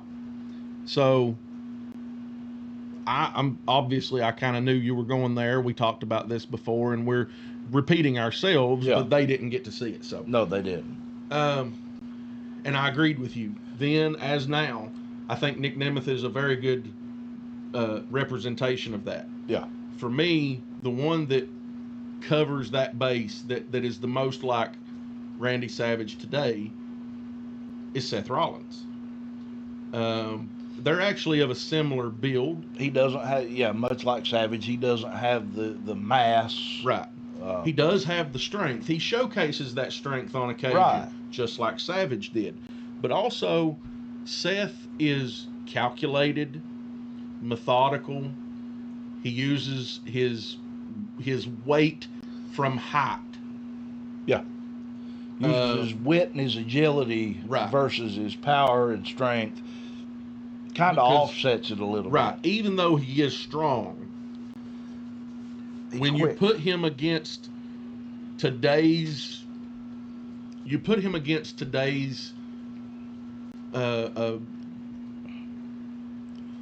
versions of the Ultimate Warriors, the Hulk Hogans, you put him against Seth Rollins, against Roman Reigns, against Brock Lesnar, John Cena, you see him rely more on his wit and his speed and athleticism. Right. Randy done the same thing. He did. I mean, He would use his strength when he knew his strength was enough. Nope. But he relied on other aspects of his physical gifts when he needed it, and he knew the moments when he needed it. He never, Randy Savage never, I can't think of a time when I can say Randy Savage actually underestimated his opponent, because he always knew, okay, my strength isn't going to work here, I'm going to have to rely on speed, or my speed isn't going to work here, I'm going to have to rely on strength. right. You go back to WrestleMania 3 Yeah. with Ricky Steamboat, you see Savage relying more on his strength there. Yes. He was a little bit bigger, and Steamboat was obviously the faster Right. and technically gifted. Steamboat's one of the greatest technical wrestlers of all time. Yes. So They Savage, played it. yeah, Savage was, he still used those other aspects of his game. He relied on, in that match, he relied on his strength a little more than his speed, but he was always relying on his intellect. Yeah. Always. He did. Because Savage, much like his brother, Yeah. was very intelligent. They both were, yes, indeed. And mentored by their father, Angelo Poffo. Absolutely. Who was also, Angelo doesn't get the credit, I think, sometimes that he deserves Angelo's for his more, technical ability. he's overshadowed by the whole ICW gimmick. Yes, yes. He started his own organization and went outlaw to the NWA. Right. It really, it doesn't give the credit that Angelo Poffo would deserve. But in this match, you had some great back and forth action between Warrior and Savage. They were matching each other. They were giving each other everything they had, and I said it the last time, I'll say it again. It was almost like Warrior was wrestling a handicap match, because you had so much of Sherry in the match, and she was getting herself involved and trying to save the Macho King and make sure that he won and continued his career. Well, but that plays into that psychological element too, is we know that Sherry's trying to ensure Macho wins, not for his own sake, but for her sake. Right. So and notice the camera at the time. It's always, it's catching the action. Yeah. But it's panning over to show you Elizabeth, who Yeah. is not sitting necessarily at ringside. She's more on the aisle, but it's catching, seeing Yeah. what she's seeing. She's on the aisle, what you say, 10, maybe 15 rows back? Well, from the ring, yes. Yes, from maybe the ring. not from the aisle, but Right. she's about 3 from the aisle, I Right. think. But just enough out of sight, out of mind, so Right. to speak. And as that progresses, you will see why. But and you've got, like you said, you've got the rundown.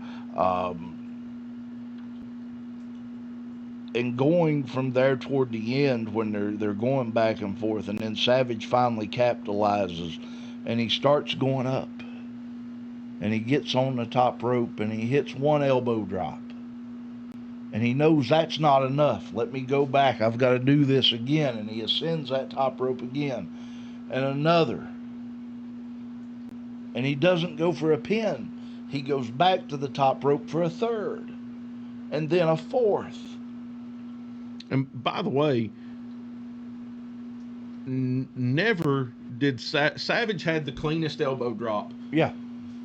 And the likes of Shawn Michaels and CM Punk have attempted to copy that to great effect.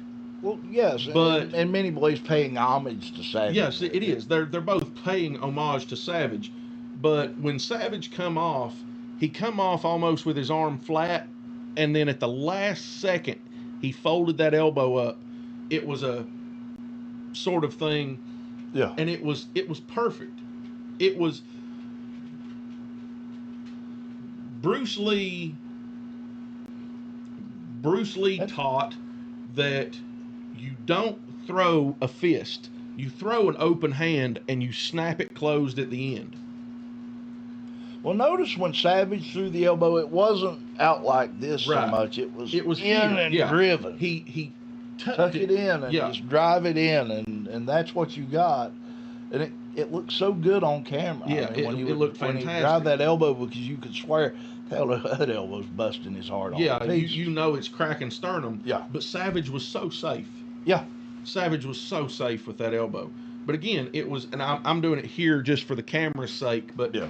he snapped it closed at the end, and it was more up here, so Yeah. that it looked like it was driving in. Because his and legs actually, were more extended out. right. Actually, Shawn's was a little more out here. Yeah. CM Punk does do it more here. Yeah. But what I'm getting at is this is, you just mentioned the 4th consecutive elbow, Yeah. And that's not enough. and it was beautiful. Yeah. As perfect as every elbow that he threw was in every match he ever had. Well, he threw 5 eventually. Yes. But This 4th one was so perfect. it was just as good as the first one. Yeah, if not better. Yeah. And that goes to show something, that Savage was not even this late in the match, and we're talking halfway in. Okay, it's a 20-minute, 47-second match. Yeah. What do I as far have as I've here? got here. 20:48 is what I've got. Yeah. So yeah. Yeah.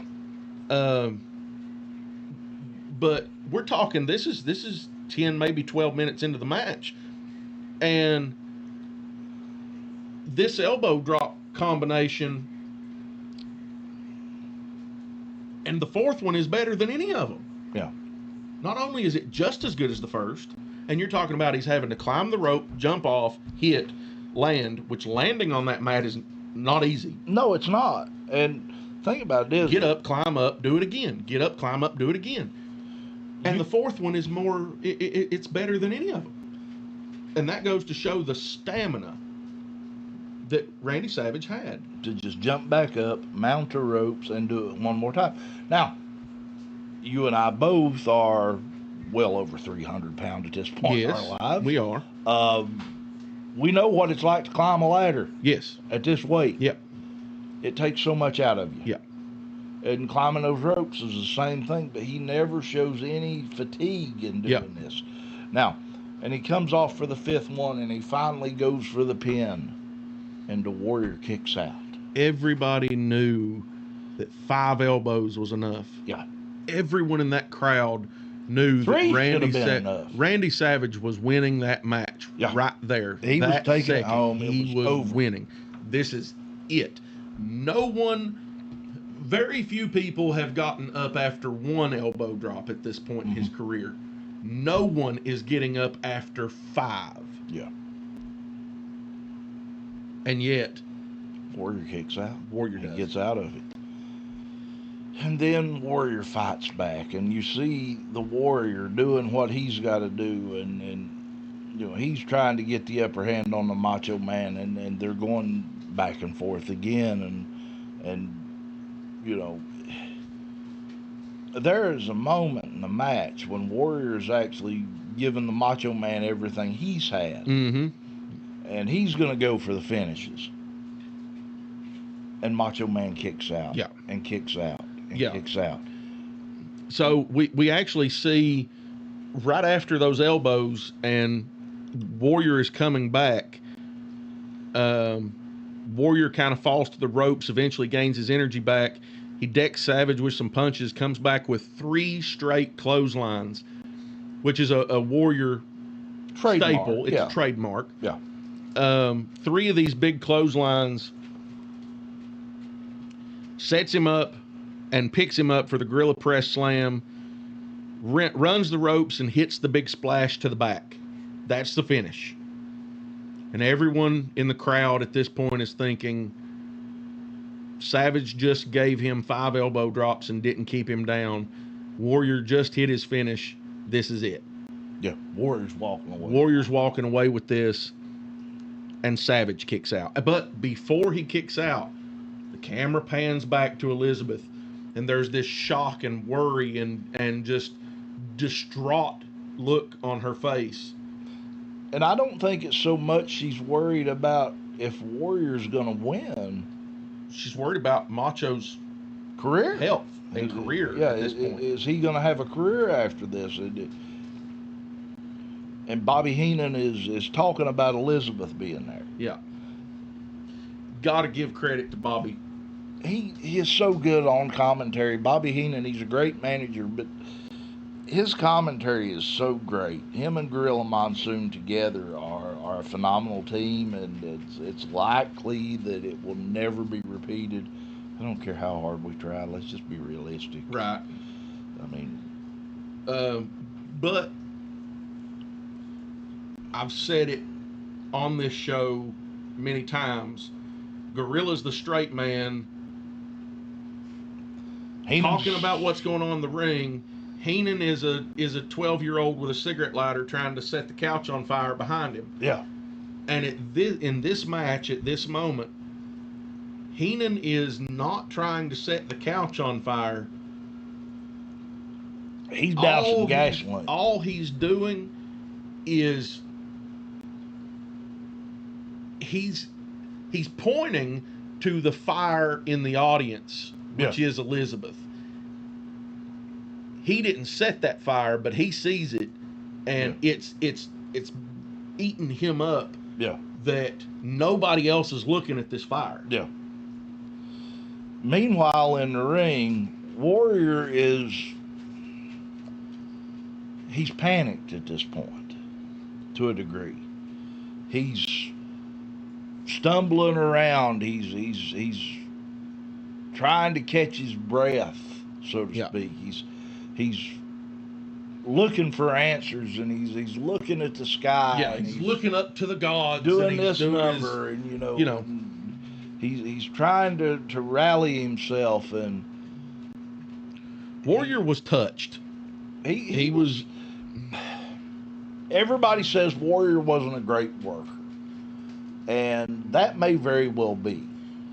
But I think if anybody could bring out the best of the Warrior, of the Ultimate Warrior, Jim Hellwig, it was Randy Savage. Oh, without a doubt. And Warrior goes to get out of the ring, and the referee's counting, and he's standing on the apron, and the referee's telling him, "You got to get back in the ring. I'll count you out, and your career's over." Mm-hmm. And you expect him to it's almost like he's going to walk away from this. He's just going to give up. And then at the last second, Savage jumps and knocks him. Yeah. And the referee immediately, the count's broken because Savage is now outside the ring, and they give each other a little bit outside the ring. Savage rolls Warrior back in. Sherry holds Warrior's throat on the barricade there for a few minutes or a few seconds. Warrior ends up shoving her away, and Savage jumped and he missed. And Savage at this point, he crashes throat first on the barricade. Right. No one in history has done that. False, that missed attack better than Savage. No, and I don't think actually anybody's ever been able to replicate it.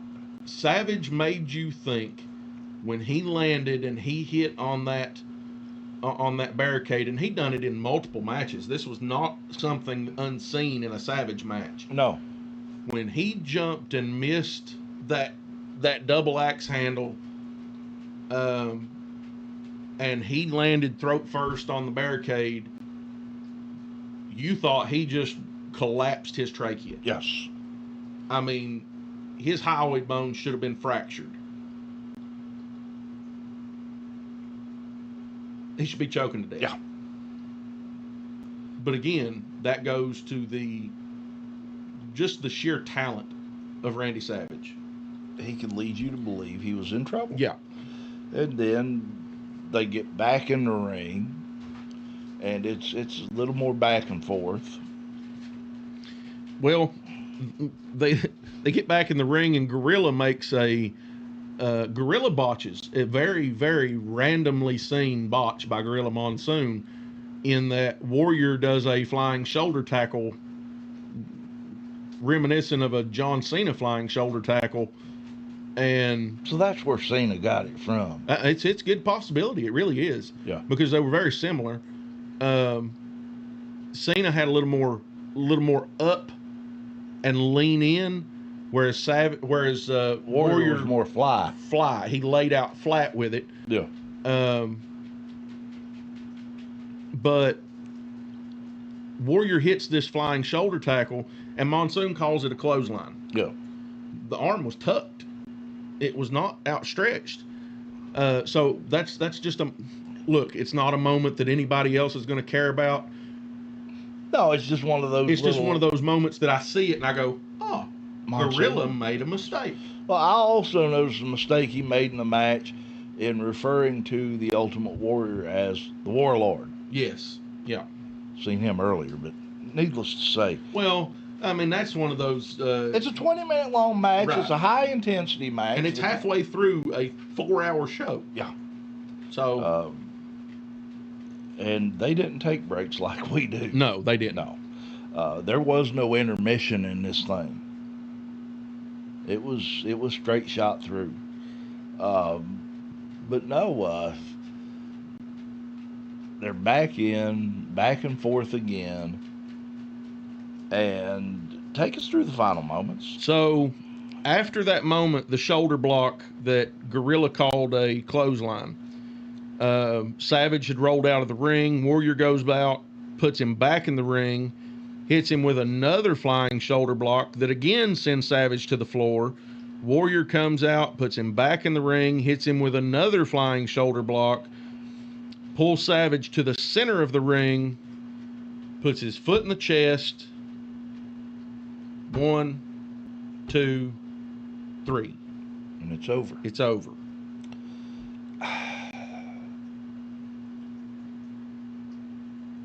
Let's stop it right there. Yeah. Because I want to do this in 2 parts. Right. Because it deserves it. It does. It was the match, for what it was worth, was great storytelling. It was great psychology, really, from both men. Yes.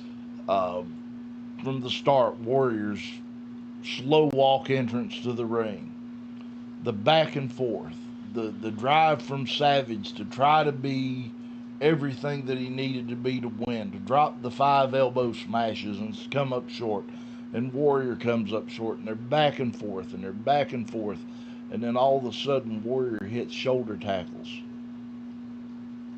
and pulls Savage to the center of the ring and puts his foot on him. 1, 2, 3.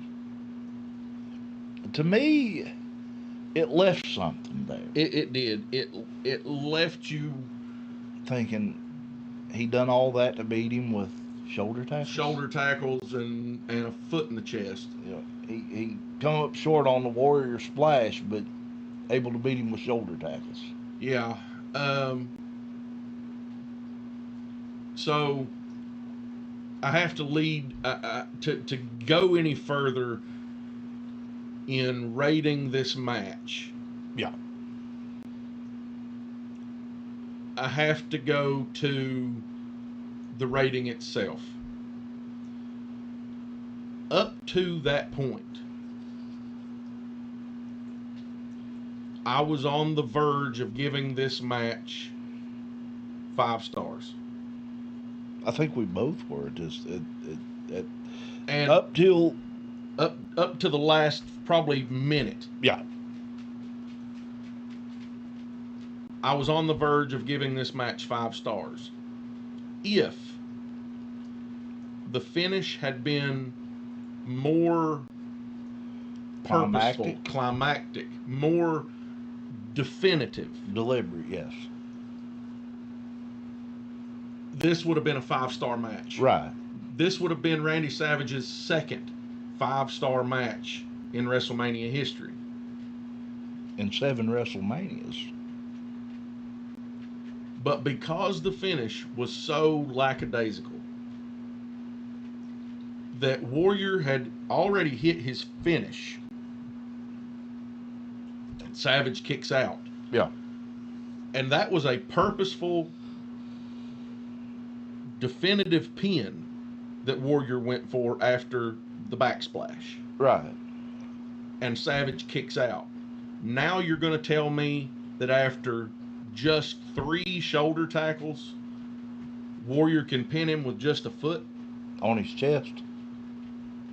That completely knocks it down. It just from what would have been a 5 eye.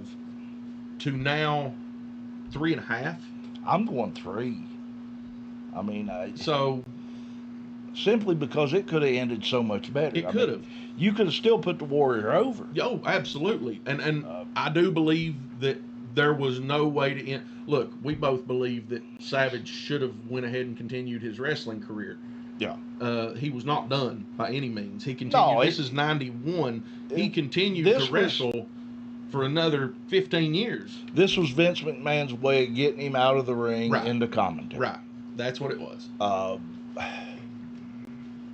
Now, we've rated the match at 3 out of 5. Yeah. The match is 3.5, whatever. The match is ended. Yes. Sherry enters the ring frantic, upset. Her meal ticket is now gone. Right.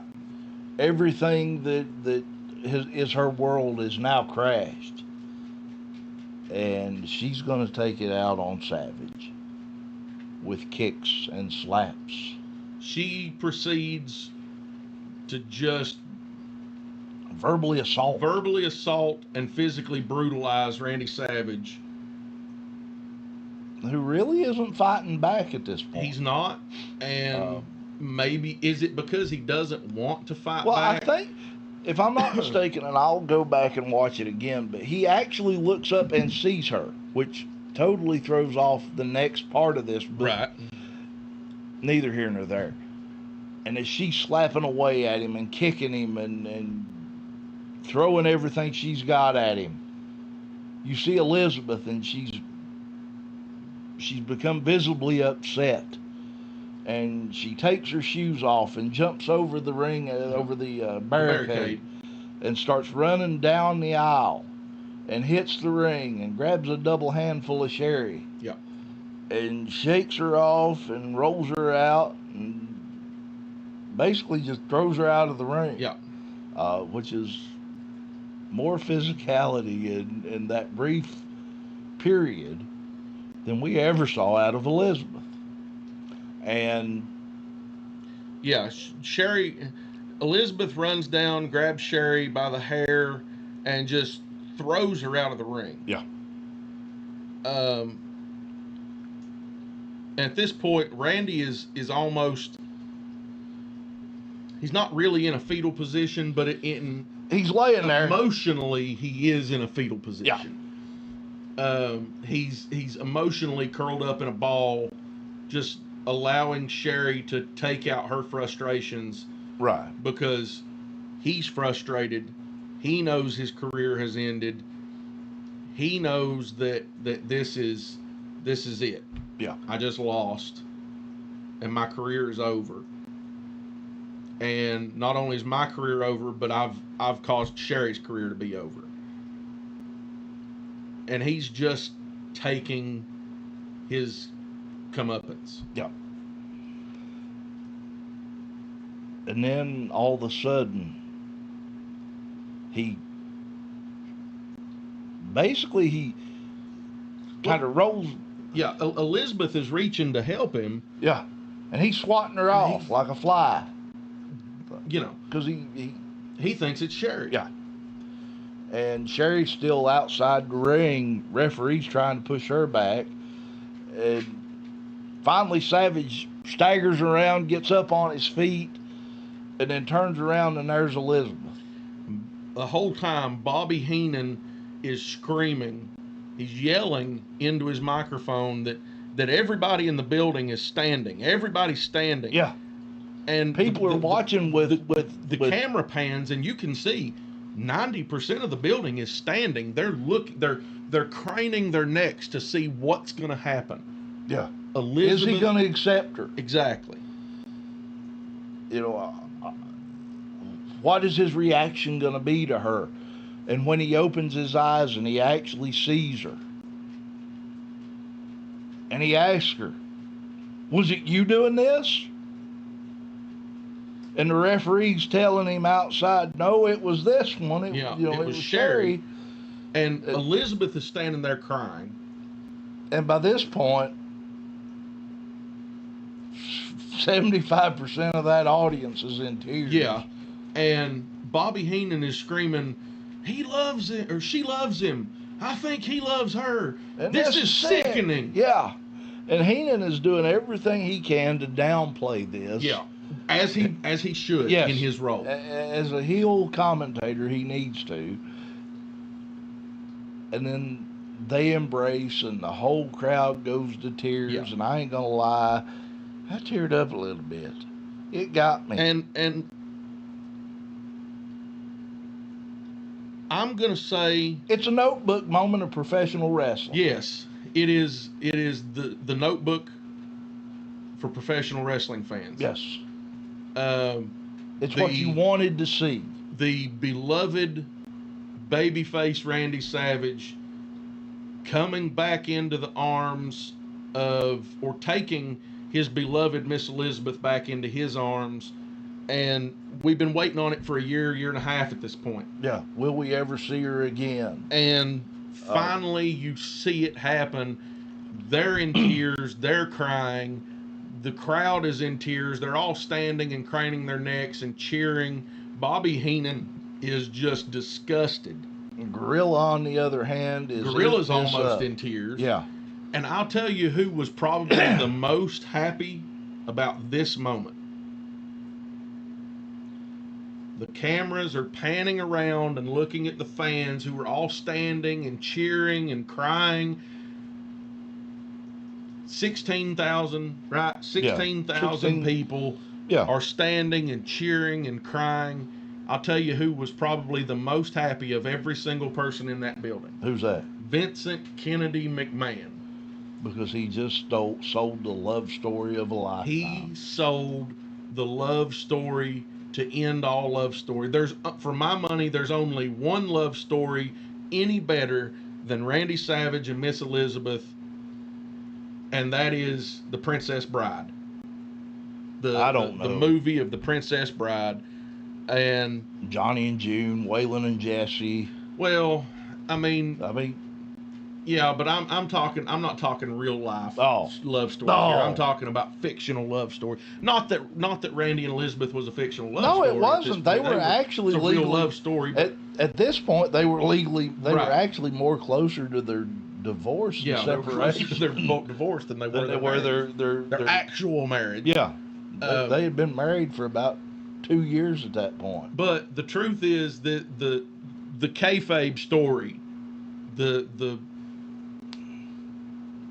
love story that was told here is a fictional story for all intents and purposes. Do you realize this?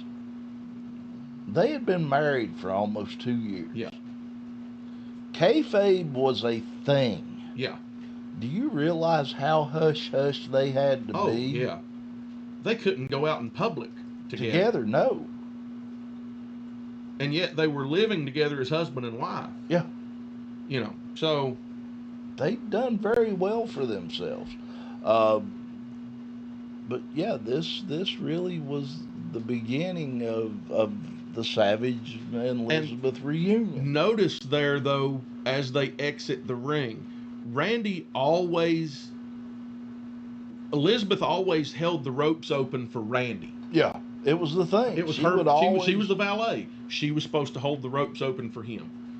She started to do it, and Randy says, no.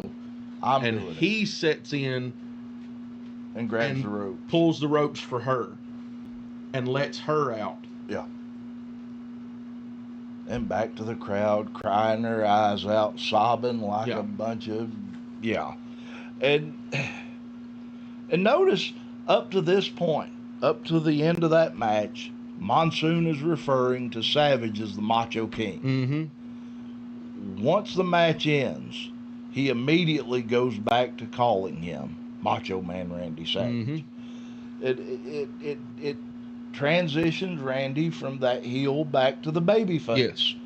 And it's perfect face turn. This was...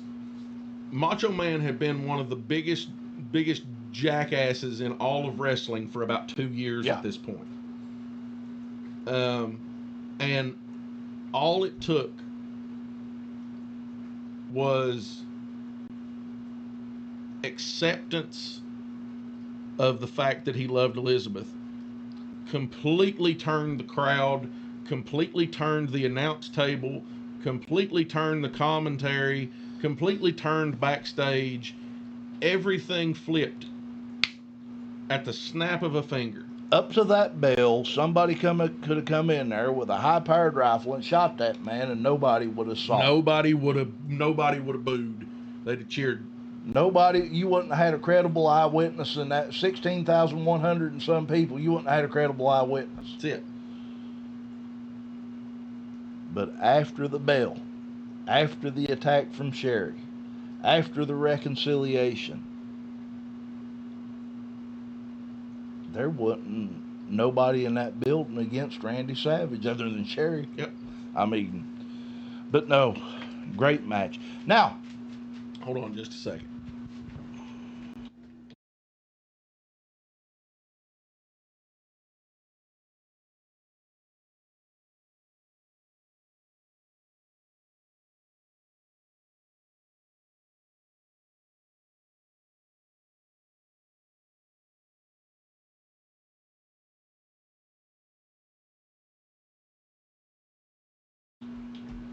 I'm going to step away for just a minute, folks. The doc will fill you in right now for a second. So far, so good. Great match going into WrestleMania VII. We're right at the halfway point, so to speak.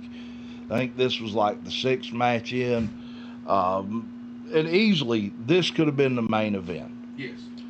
Glad to have you back with us. Now, what I was getting ready to ask. Sorry, I had to let the dog out, folks. Well, he has to go sometime too. Yeah. He needed an intermission. He definitely needed a break. Now, we rated the match at a 3.5 out of 5. Mm-hmm. This segment, so to speak, the post-match segment, as a standalone, what do you rate it? It's 5. It's definitely a 5. It's a 5. I give it a 5 out of 5. It's perfect storytelling with everybody involved. The commentary was on point. Sherry done her job. The referee was there to stop it. Yep. Elizabeth made the save. You had the reconciliation. You had the successful face turn for Savage. And it was perfect. The post-match segment is a 5. The match itself, I gave a 3.5. You gave it a 3. Yeah. Overall, combination, putting the two together, I'm going to go 4.5 out of 5. I give it a 4.5 out of 5. And the only reason that I do not give it 5 stars is that finish. Yes, indeed. That lackadaisical finish from Warrior, from Ultimate Warrior, and I don't know if that was a planned spot. No, I don't either. But or if Warrior took it upon himself to if Warrior went into business for himself. I don't know. I don't think he went into business for himself. I think it should have looked better than it should have been. If he would have hit the 3 shoulder tackles and then went for a quick pin, then not even a quick pin, I don't think that would have made me happy. Or just throwed his arm over him. If he would have went for the 3rd shoulder tackle, pulled him back to the middle, then hit the back splash again, then went for a leg hook pin, this is a 5 out of 5. Or at least went for the back splash, rolled Savage over, and then slung his arm over. Yeah, just like he's cashed out. That's all he had. Yeah. I could have given it a 5 out of 5. Indeed. After the match, Regis Philbin interviews The Undertaker with Paul Bearer. Yeah. Which, it was a comedy interview to a degree. Yeah, it was. It was more or less to let Regis get a chuckle. Yeah, Regis needs a moment. Right. And you see The Undertaker with his tape measure out, measuring Regis, and calling out measurements to Paul Bearer, trying to fit him for a casket. Yeah. And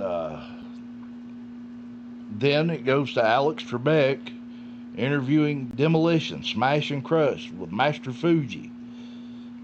And Fuji actually refers to the opponents for Demolition's match as their Jap opponents. Yeah. You couldn't say that now in professional No, wrestling. you really couldn't. It sort of brings back memories of that moment where Booker T let a word out about Hulk Hogan and then put his hands in his face. Oh no. Or his face in his hands, rather. Either way, he realized what he said, and then it was too late. We coming for you. And then Regis Philbin. It's almost like, some of you will get this, some of you won't. It's almost like Booker T became Uncle Ruckus for a moment. Yeah. Yeah. But, yeah, Fuji's doing his thing for Smash and Crush. By the way, pinpoint there, this is not Axe and Smash. This is Smash and Crush. No. And then Philbin gets the interview with Junichiro Tenryu and Koji Katao. Yeah. And it was more, again, a comedy routine for Philbin. Yeah. They don't speak English. He don't speak Japanese He don't much. speak Japanese. Other than a few words. Yeah. And like Toyota. Yeah, it was a moment, another moment of bad comedy. Yeah. And I won't say bad as in like it wasn't funny, it wasn't necessary. Right. It wasn't necessary, but it did give Regis, it gave the fans a chuckle. It gave a chance for them to see Regis. For Regis to ingratiate himself to the fans. Right. And then goes to Alex Trebek. Yes. Backstage. This is one of my favorite segments of the entire show. With Jake the Snake Roberts and Damien. Yeah. And Alex is asking Jake questions, and Jake is just really downplaying this at this point. Yeah. I'm not a huge follower, but Damien is. Damien loves Jeopardy. And what's his favorite category? And his favorite category is reptiles of the world. And Jake's trying to posture Damien as this Jeopardy fan, and Yeah. Alex is not taking. Yeah. Alex, I believe, has a true fear of snakes. Well, he does, and actually they bounce back to the announce table, and Bobby Heenan, I don't know if he's breaking kayfabe here. He may well be. But even if he was, it's amazing because they bounce back to the announce table, and Bobby Heenan tells us that he was the one that got to pick who the celebrities interviewed, and because he knew Alex Trebek had a severe fear of snakes, He said he's the one that set that up, and Bobby is legitimately cackling, laughing about this. Indeed. So I feel like Bobby may have just been breaking kayfabe a little there, because we do know now that Bobby did have some hands-on backstage with segments and the like, and a very humorous side to a lot of Bobby things. Bobby was a humorous, he was a prankster. Yeah, and he liked to rib everyone. So, but notice 4 interviews and not a whole lot. Was said. Then to the match, Junichiro Tenryu and Koji Katao. Yeah. Going one-on-one with Smash and Crush of Demolition, accompanied by Master Fuji. And immediately out of the gate, Monsoon refers to Demolition as Axe and Smash. Yes. But that's just, it's always been Axe and Smash. Yeah. And now it's Smash and Crush. And, you know, they go in and they make their entrance, and Crush starts out with Katao, and Fuji immediately gets that cane shot in. Yeah. You expect it from Fuji. And by the way, the crowd wasn't sure what to make of Tenryu and Katao. I don't think they were. I don't think if they, you know. Not to mention, it doesn't matter who you had put in this match. No. To follow what just happened between Warrior and Savage was a big ask. Well, here's the thing. This was the match. Go get your pop. Right. Go get your hot dog, and hurry back. This was the moment. If you got to go use the little boys, little girls' room, go use the bathroom. Which is why this match got 4 minutes, 44 seconds. That's what I got, 4:44. So the fact that this match only got 5 minutes, less than 5 minutes, tells me that this was really just a filler match. This was what I was talking about earlier. Yeah. This is a match that it doesn't really matter. No. So it's an average filler match that should get a 2 stars. And look, it was essentially a squash.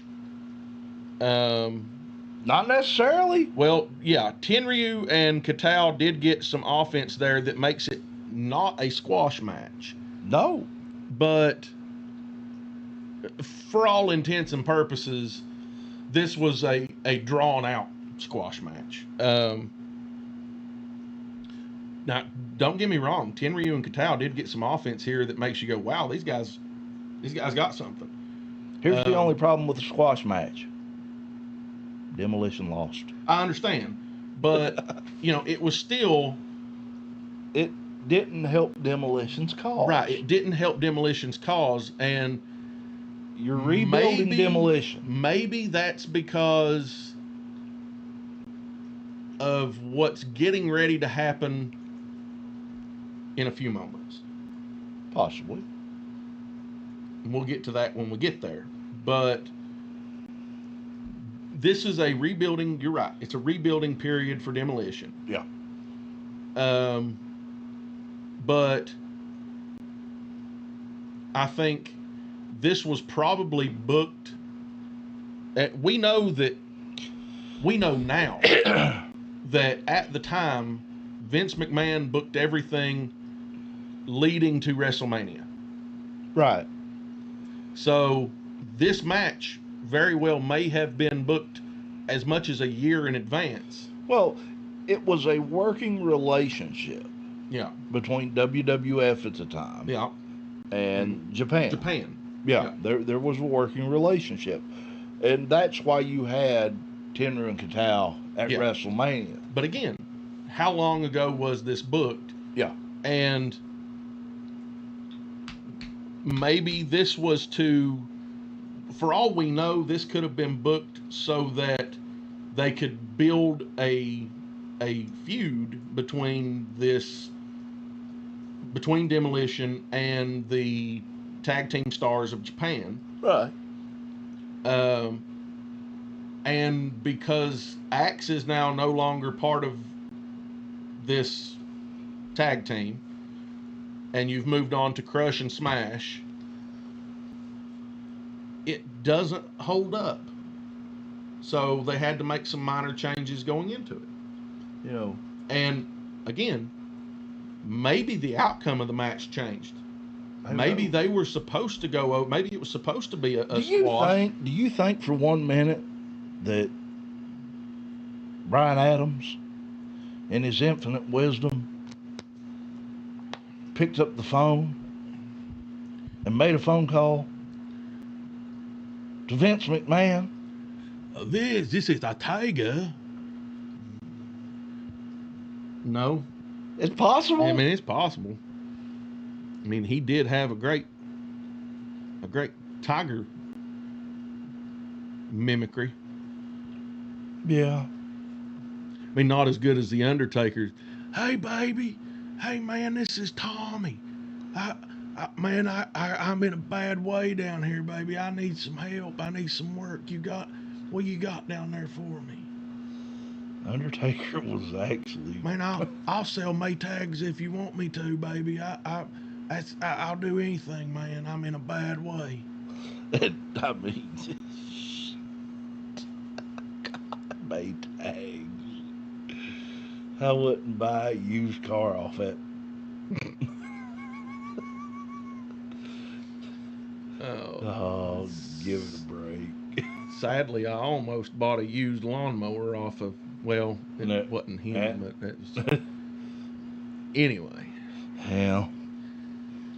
Oh, folks. Oh, you know, this is what happens when you let us review things. Yeah, this is what happens. Next up, Mean Gene Okerlund interviewing the Big Boss Man. Well, we kind of glazed over the end of that. Well, yeah. It was a shocker of an end. Yeah.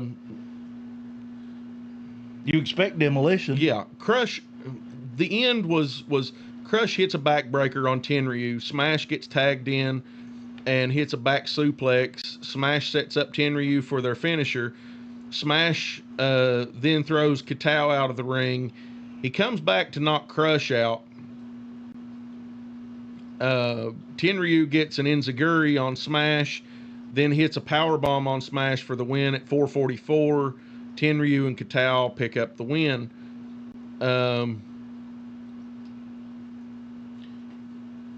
This was a bottle rocket without a fuse. Yeah. And it went pop. It was an odd booking decision to have Demolition lose against a team that was not going to be around very long. Right. Especially at the WrestleMania moment. It didn't help their cause. Right. And again, I feel personally like this was a change because of the change in the team, the team makeup. Yeah. Because this is no longer Axe and Smash Demolition. This is no longer the team that was actually built to replace or to rival the Road Warriors. Yeah, to be WWF's answer to the Road Warriors. And yet they lose half the team. They switch over to Brian Adams, Crush, and I think Vince he had every intentions of going ahead with this and billing them as WWF's answer to the Road Warriors. Very well possible. And then all of a sudden he gets his answer in the form of, well, not Demolition. Yeah. We'll get to that in a minute. Absolutely. And like I said, you go then to Gene Okerlund interviewing the Big Boss Man. Yeah. And great interview. Boss Man playing the babyface in this one. He's spot on, and he's talking about what he's going to do because he's got a match coming up against Curt Hennig, Mr. Perfect. Yeah. And he's going to take that Intercontinental title. Yeah. Boss Man makes it known that Mr. Perfect and Bobby Heenan would pay for all the things they said about him and his family. Perfect and Heenan, they go to the locker room. Perfect and Heenan say there's no way that Boss Man leaves with the Intercontinental title. Yeah. Then we move to the announce table where we see Gorilla Monsoon is now joined by Lord Alfred Hayes. I love it. I love hearing Lord Alfred Hayes take the microphone because you get this. And go back to Lord Alfred Hayes, the wrestler. He was a heel. Yeah, he was. Now he's out here as a commentator. And he's a perfect baby. This soft-spoken English gentleman. Yeah, who perfect has baby. nothing but good things to say about the World Wrestling Federation and its fan base. Yeah, he's incredible. Yeah, I love listening to him on the microphone and on commentary. It's one of those commentary teams that don't get a lot of press, so to speak, is Lord Alfred Hayes, and not just Gorilla Monsoon, but Lord Alfred Hayes with Vince McMahon was another pretty good commentary setup. And then the match itself, the Intercontinental Championship match between the Big Boss Man and Mr. Perfect Curt Hennig. Yeah. So, in this match, and by the way, I've got 10 minutes, 45 seconds for this match. I do too. So it was not a long match, but it was also not a short match. It's kind of that in between. But this is a much better match. It is. Than the one prior. It's not ever going to hold up to the scrutiny of the Savage Warrior match. No, it's not. But it's not meant to. This is, you hit this crescendo, and then you have to almost bottom out and then start back up. Right, because you got to rebuild toward the main event. So this match is definitely running back up the hill. And Boss Man comes out immediately showing his power. He nails Perfect with a massive clothesline. And I'm going to tell you something. It was perfect. It was beautiful. Let me tell you, there is no better salesman in professional wrestling than Curt Hennig. I'm one to usually agree with that. I think there's a couple other guys that are in that same category, and you would be hard-pressed to get me to pick one over the other. Name me one. Dolph Ziggler. Nick Nemeth. Touche. You make your point. He was just as good. He really was. I have to say, he was capable, just as capable of selling. He could, both of them, Shawn Michaels could oversell and make you look like a fool. Yeah. We've seen it happen. Curt Hennig does it. Curt Hennig and Nick Nemeth would oversell to the moon and still make you look good. Yeah. But like when Boss Man slings Hennig into the corner and he comes out and just basically flips out of the corner onto his back, it's anybody else would look ridiculous. Yeah. But it's Hennig showcasing the strength of the Big Boss Man. Exactly. And that's exactly after that clothesline. And this goes back to telling wrestling psychology. Showing the strength, showcasing the wit and the determination of the power and determination of the Big Boss Man, the wit and acumen of Mr. Perfect. Yeah. And at this point, Boss Man pulls off his belt and uses it to whip Curt Hennig a few times in the corner. Perfect ends up taking it and punching Boss Man with the belt, and is able to take over control of the match for a bit. He whips Boss Man in the corner pretty hard, sending Boss Man to the mat. Bobby Heenan out there at ringside. That abdominal stretch. Perfect slaps on an abdominal stretch there, and Boss Man does a good job of he just got whipped with this belt. Yeah. And then Hennig throws on this flawless, really flawless abdominal stretch. Yes. And Boss Man does a good job of selling, okay, these two in conjunction, really putting some pressure, causing some damage. Right.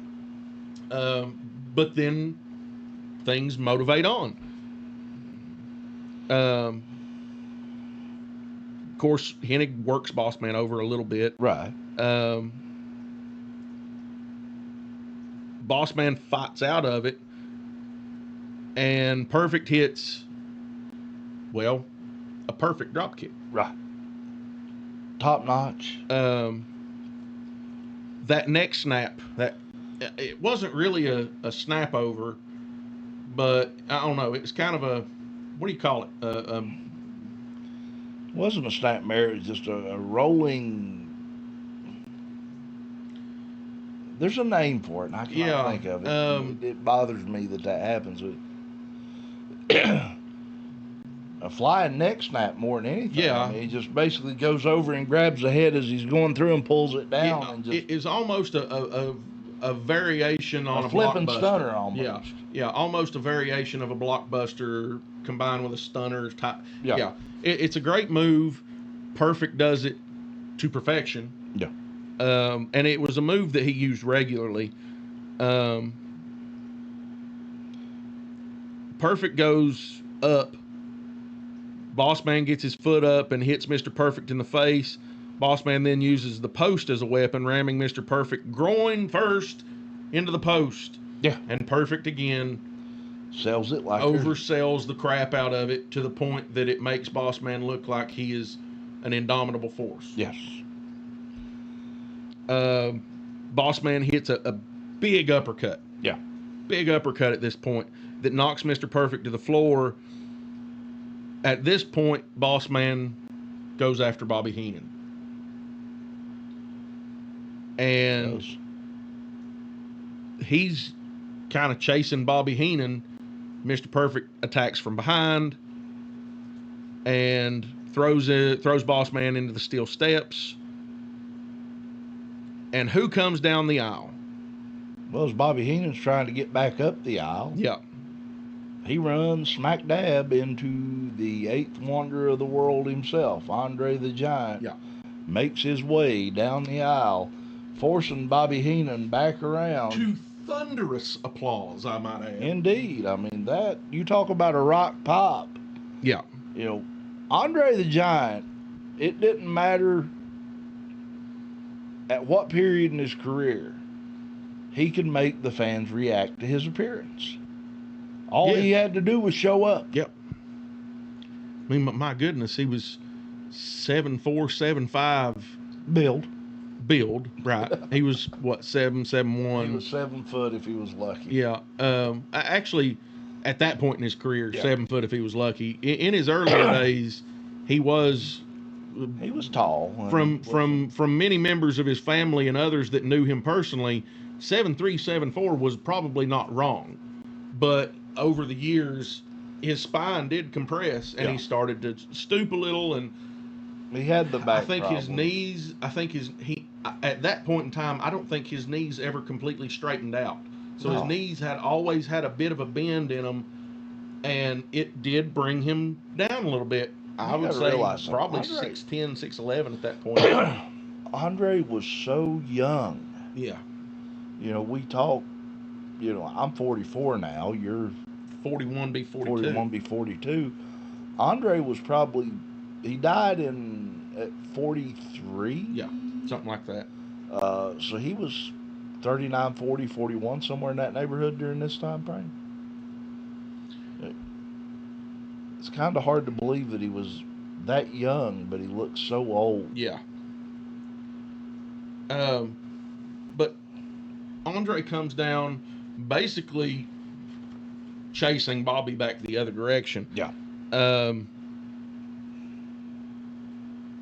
Perfect at this point has exposed the steel underneath one of the turnbuckles and has rammed Boss Man into the exposed steel. The cameras pretty much missed this. Yeah. Like, they catch it, but they miss it. Yeah. Right? They're not focused on it. Perfect has reached outside the ring to get the IC title from Andre, Right.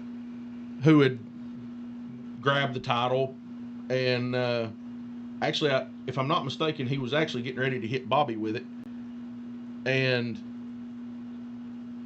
Perfect reaches to get it. Andre Cracks him with clocks Mr. Perfect with it. The ref, of course, misses it. Boss man. Ref missed all of it. Ref missed probably 3 minutes there. I don't know if he was taking a nap or a siesta. He or could have what. been. You never know. But both guys are down. Boss man rolls over for the cover. Perfect kicks out. It was a good near fall there. It was. Haku and Barbarian then come in to attack Boss Man. There's the disqualification. And there's your DQ. It's a win for Boss Man at 10:45, but obviously Boss Man does not walk away with the title, which goes to show that Heenan and Hennig were correct. That Boss Man was not going to leave there with the title. And they made sure that happened. And notice they did not say that he wouldn't win. They just said he would not leave there with the title. That's it. So. And mind you, this was the last time we see Andre the Giant on WWF television. Yeah. It was final TV appearance. It was a fun moment. We get to see Andre get his hands on Mr. Perfect and on Bobby Heenan. Gets a few shots in on Haku and Barb too. Mm-hmm. And then the Heenan family retreats. Andre dies 2 years after this. But it was a good match. It was a good match before all the interference. Yes. I think it would have been. I would have probably given it a 3.5 before all the interference. And then there's the Andre thing added to the fun of the match. The Andre thing did. It added to. Did he have to get as involved as far as the actual match? Not necessarily. No. But Haku and Barb making the save, I think you would have been better served if it only been Haku. Yeah. Or only been Barbarian. Because that would have got the disqualification. Yeah. But, yeah, it is what it is. The disqualification happens. Or even, Heenan could have snuck one in and got a DQ for it. Right.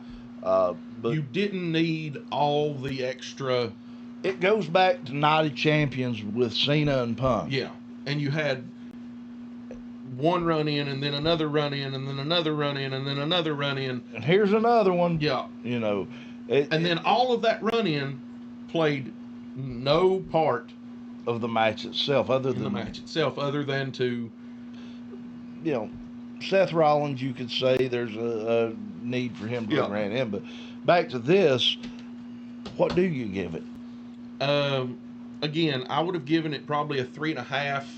Even with the Andre run in, I would have given it a 3.5. After the Haku Barb run in and the sort of cheapening of the win or cheapening of the retention of the title, I give it a 2.5. I'm gonna give it a 3. So I will give it a 3 simply because it was a great match between the two. They were back and forth. They done very well together, doing the sells for each other. Yeah. Both of them got some great offense. Hennig sold for Boss Man in ways that nobody else would have. Yeah. And I think the Andre coming to the ring was the icing on the cake. That's where it ends. Then you get the DQ, and everything kind of gets a little bit beleaguered there. And it was good. It was good. It was a good match, and it was a very fun match. But again, unlike Uncle Dave, I don't have to have a 4.5 or 5-star match to be entertained. No, I don't. I can watch a 2 or 2.5 star match and still be entertained if it's done properly. Yes. And for my money, this was a 3.5 star match, so it was definitely entertaining. It was super fun. Just the last 30 seconds or so really knocked it down a little bit, so I give it a 2.5. I could go with a 3. I could say, okay, I give it a 3, but yeah, it was a good match. It was fun. Right. It just wasn't a banger. No, it wasn't. Mr. Perfect was capable of putting on 5-star matches, and I'll be honest with you, I think Ray Traylor was. He was just as capable. He was just as capable. As a big man, Boss Man was definitely capable of putting on 4- and 5-star matches. And he was with the right opponent, and Perfect was the right opponent for that. Boss Man was another one of those big guys that, you talk about Undertaker doing these moves, and Kane doing these moves, and Vader, and, Bam Bam. Bam Bam, and immediately Ray Traylor could do some stuff that was quite impressive for a big guy. Let's not forget the natural disasters in that. If we're going to talk about big men that can move, and Yoko. Yeah. Earthquake, Typhoon, Yokozuna. Great athletes. Yeah. Then you had Mean Gene Okerlund out at ringside interviewing some pretty important guests. Some very impressive guests. In fact, he starts off with the current, now president and WWE Hall of Famer. He's your president too. Get over it. Oh, Fiddle. Couldn't let that one die, could you? Nope. Nope, didn't think so. But anyway. By the way, just to point out, we talked about numbers a little bit ago. And WrestleMania 4 and 5 were held in Atlantic City, New Jersey. At the Trump Plaza. At the Trump Plaza. Donald Trump has been a friend of Vince McMahon for many, many decades. Yeah. And a fan of wrestling for that many or more. That's fact. There was actually plans for WrestleMania 6 to be held, or rather 8. Yes, there was plans for WrestleMania 8 to be held at Trump Plaza.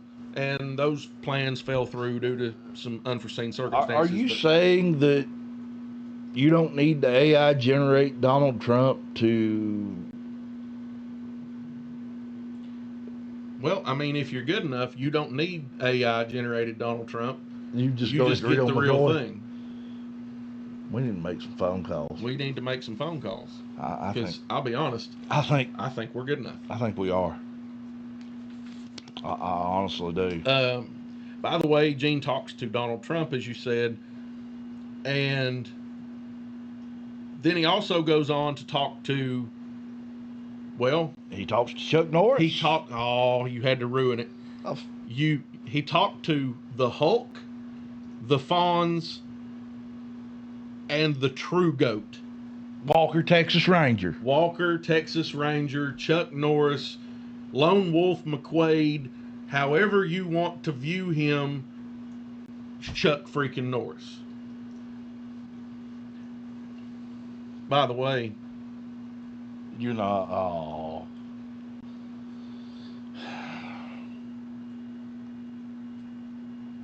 Go ahead. I know you want to. It's come on him. Do you know where the undefeated 1972 Miami Dolphins come from? Miami, Florida. Well, further back than that. No. Yeah, Chuck Norris mated with a convent of nuns, and they gave birth to the undefeated Miami Dolphins.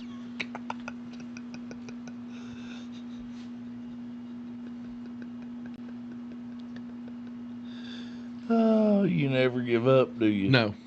I didn't think so. Oh, my God. Chuck Norris does push-ups, but he's not pushing himself up. He's pushing the earth down.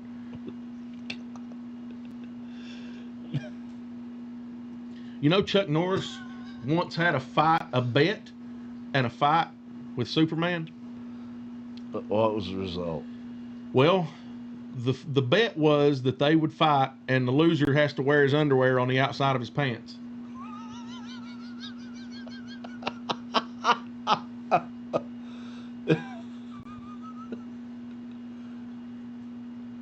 You can figure it out from there, I'm sure. Well, yeah. Yeah.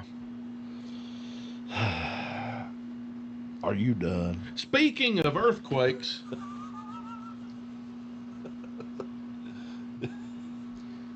we get to see John Tenta, Earthquake, versus Greg the Hammer Valentine. And once again, we have the appearance of the wonderful, great, beloved Mouth of the South, Jimmy Hart. Take a drink. Yeah. And Bobby Heenan is back on commentary. Yes. You know, Let's start this. Let's start this with this. What do you got for time on this one? 3 minutes, 14 seconds. That's exactly what I've got. 3:14. Let me tell you something. This is the difference in unnecessary and meaningful. Yes. Yeah. To me, this is the difference, because here's the deal. Okay, not knowing the main event. Yeah. Let's hold off on what Earthquake would eventually do. Yes. This is the building of another heel character. Mm-hmm. Well, go back to Undertaker versus Snuka. Mm-hmm. It's the very same thing, except this one is A little more. Undertaker had already begun to build by the time he'd seen his first WrestleMania. Right. He had already begun to build. He debuted at what? SummerSlam the year before? Was it SummerSlam? It was. Yeah. SummerSlam the year before. So Undertaker is about 8 or 9 months into his career when he reaches his first WrestleMania.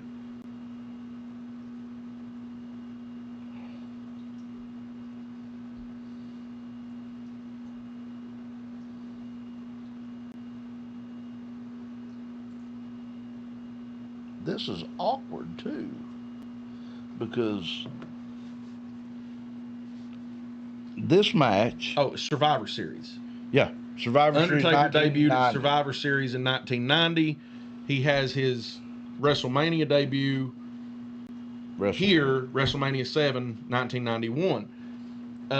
So Undertaker's 6 months into his wrestling career here with WWF. Right. Earthquake, I don't think, is that far into his Earthquake gimmick at this point, is he? Yeah. When did Earthquake debut? Well, we'll find out.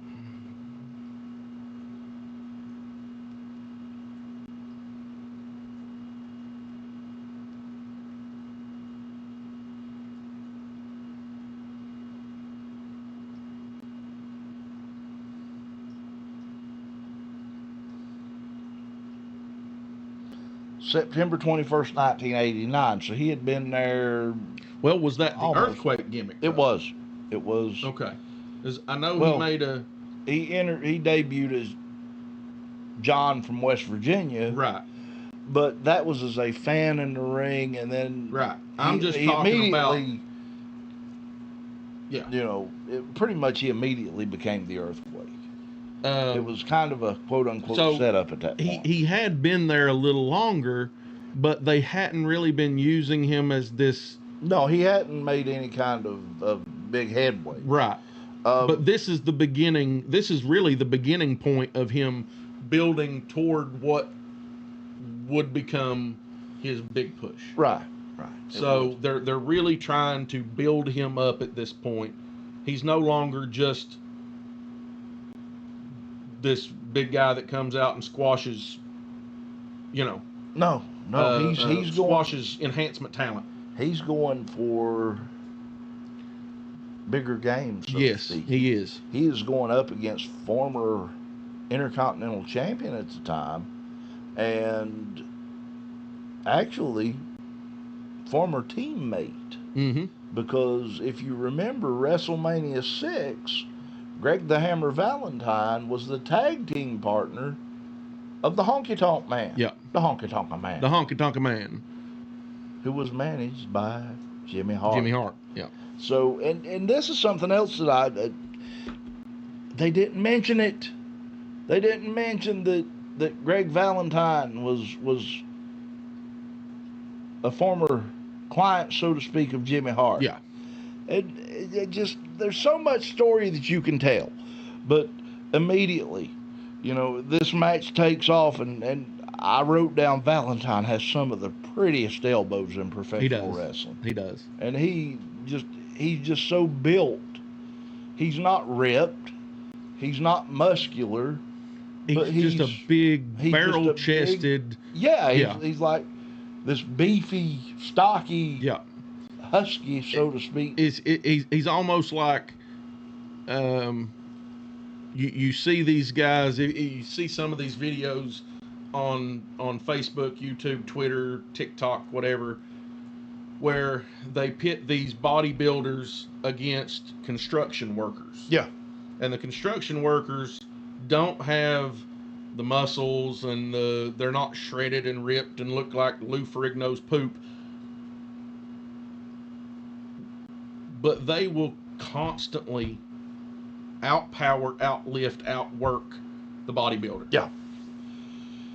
It's work muscle versus show muscle. Yes. But in this match, 3 minutes, 14 seconds. It was, but it wasn't.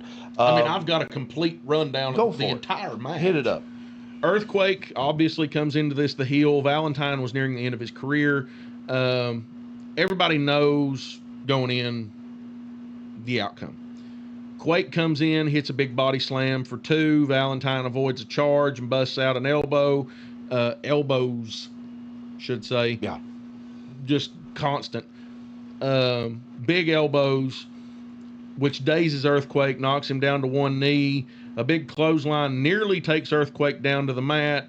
And then an elbow off the middle rope finally puts him down. Valentine hits a headbutt to the groin, followed by an attempt at a figure 4 leg lock. But that is kiboshed by Jimmy Hart screaming, "Yeah, baby, hey, come on!" That's Jimmy Hart, right? He's screaming and yelling, and it draws the attention of Greg Valentine. Valentine sort of drops the figure 4 attempt.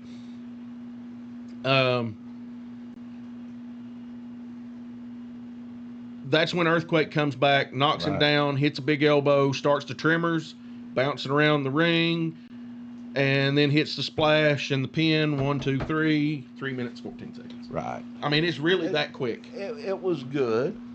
For what it was, what it was meant to be. It was meant to do what it did. Mm-hmm. It done what it did. Now, what do you give it? So,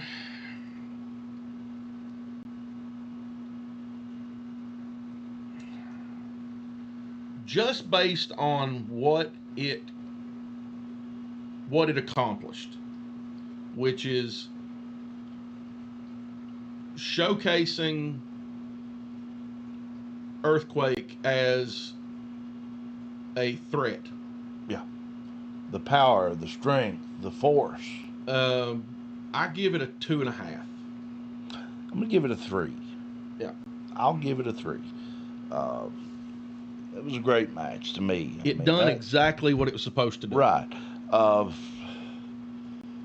It was great. Now, next up, you had Sean Mooney interviewing the Legion of Doom. Mm-hmm. They making their WrestleMania, a lot of WrestleMania.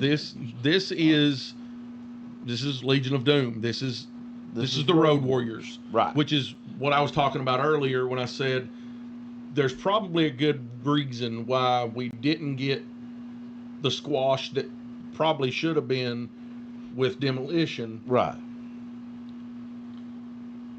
And it's because Demolition was set to be WWF's answer to the Road Warriors. Now they have the Road Warriors. Although under a different name, they have the Road Warriors. Yes. They no longer need Demolition. Demolition already lost half of its face with Axe. Yeah. There you go.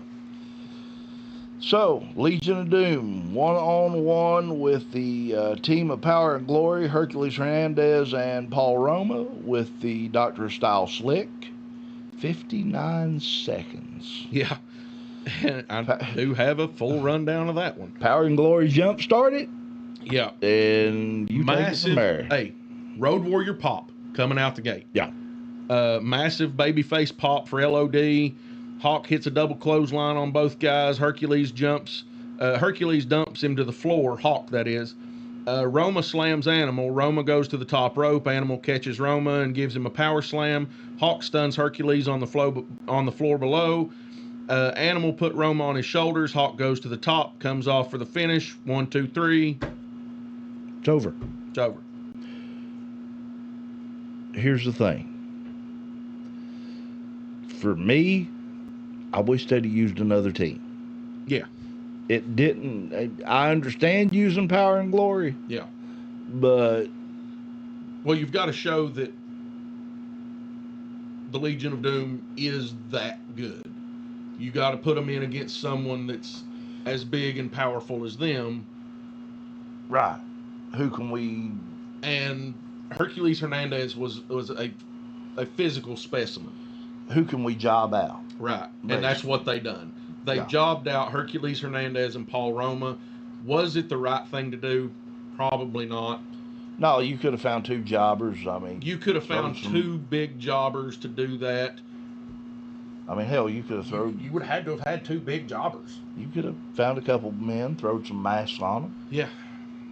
I mean, it would have been easy. Well, I mean, even if you, do it nowadays. Well, yeah, I mean, anybody can throw a mask on and pretend to be Iranian, Iraqi, Pakistani, Afghani, Japanese, Russian, Chinese, Ukrainian, whatever. But the point of the matter is I don't know. Who of the people in the WWF at the time,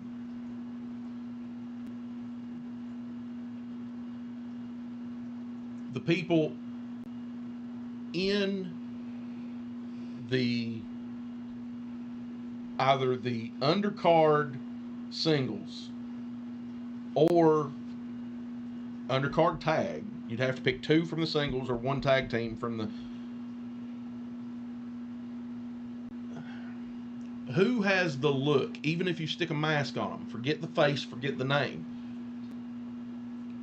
Who do you pick to job out, to actually give the look and the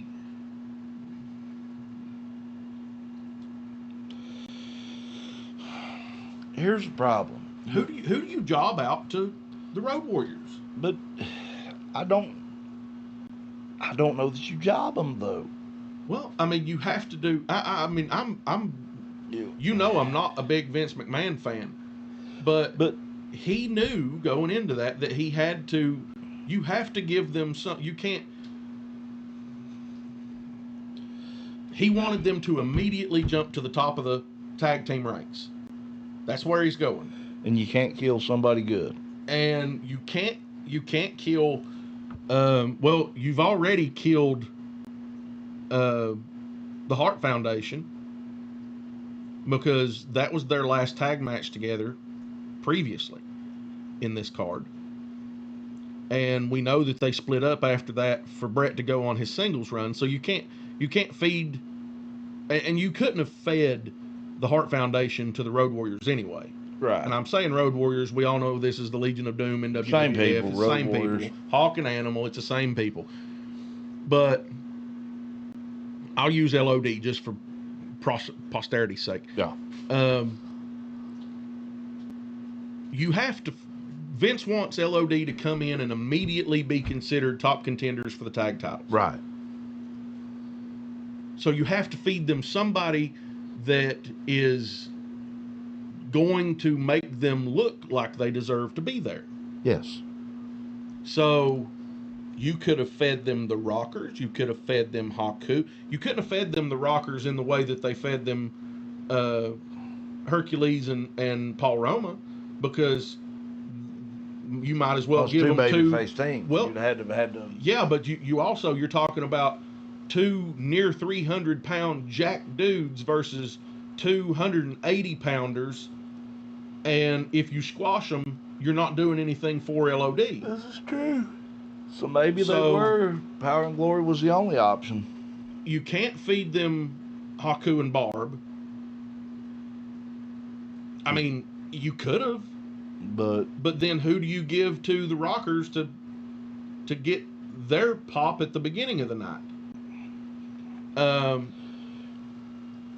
You can't feed them the Nasty Boys because you've already got the Nasty Boys going against Brett and Neidhart for the titles. All right.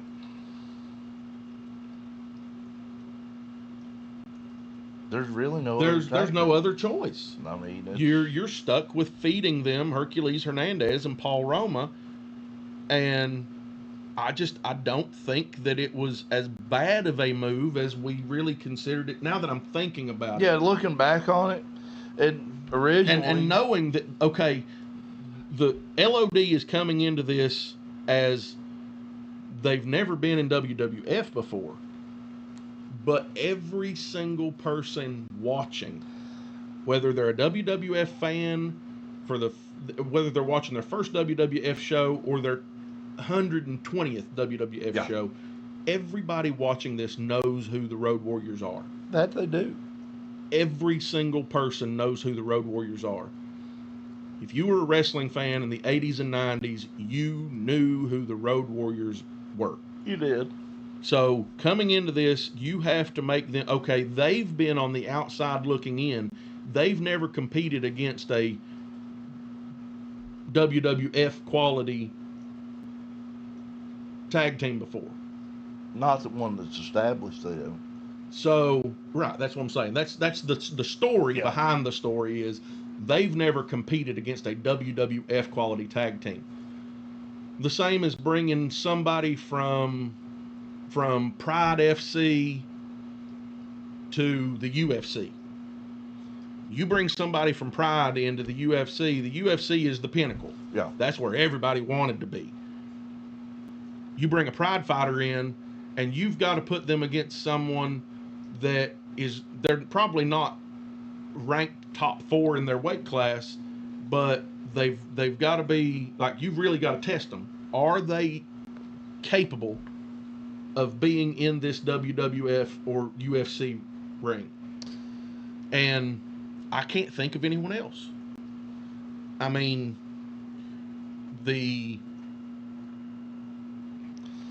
ultimately, no. I mean, could you have changed the matches a little bit and fed them Smash and Crush?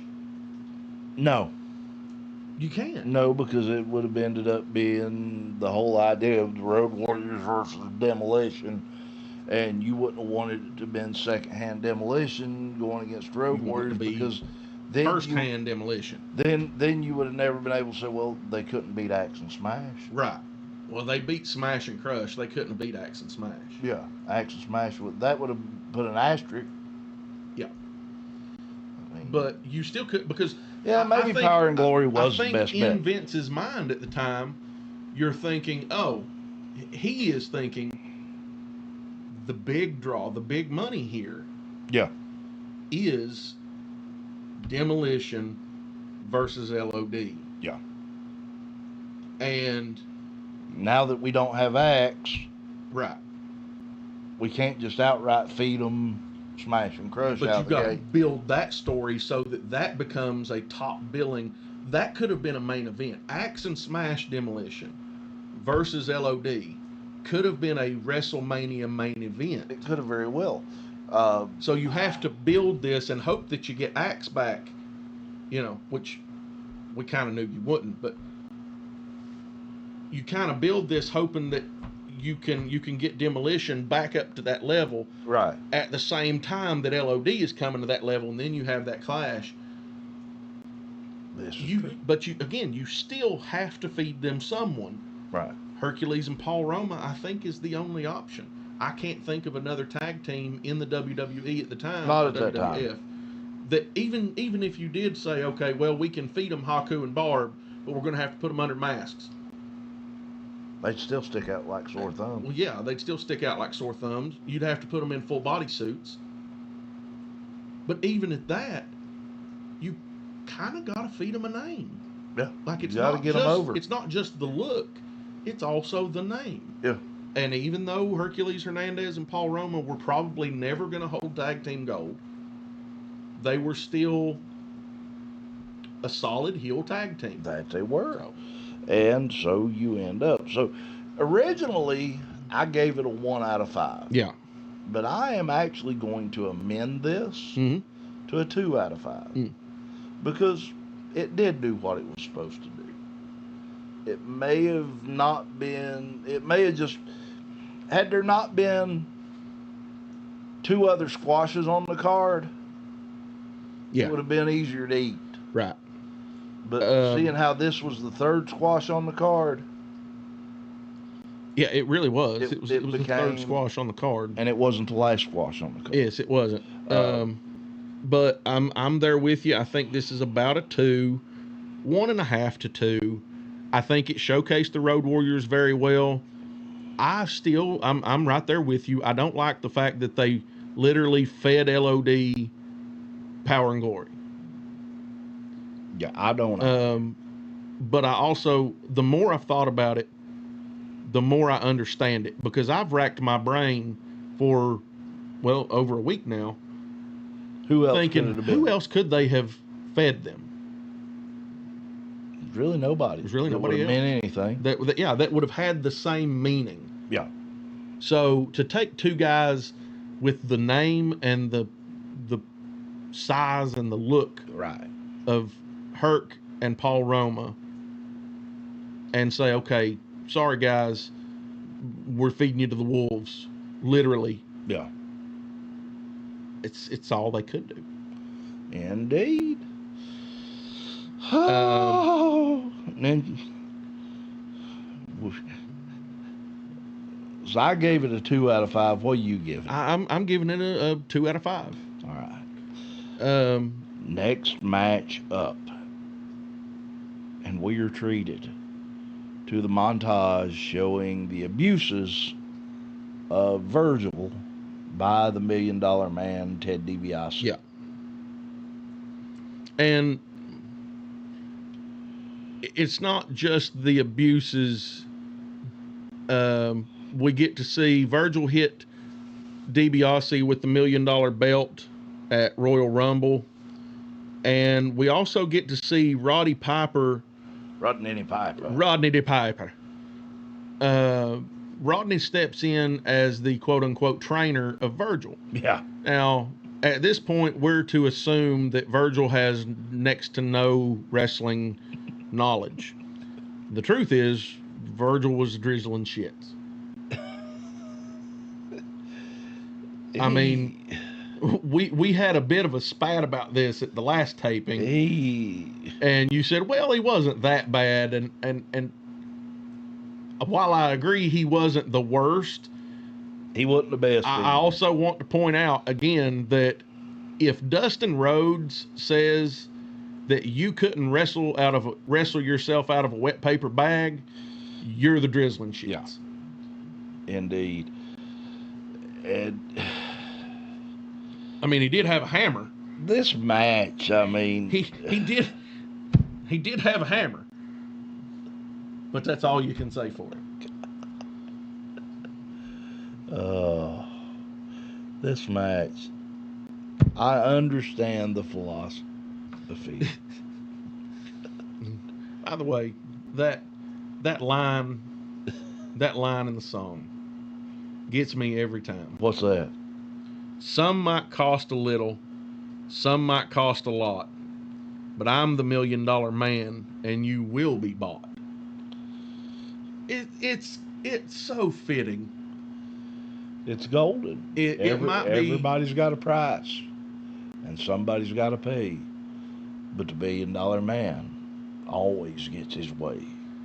I love that song. If there's ever been a theme song That was fitting. that truly just was perfection to the star, It was aside that song. from the bells for the Undertaker. I thought you was gonna say the bells for the ding dongs. No, aside from the bells for the Undertaker. Look that one up, fans.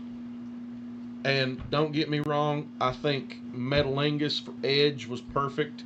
I think Voices for Randy Orton is perfection at its finest. But man, And John Cena sucks is perfect for John Cena.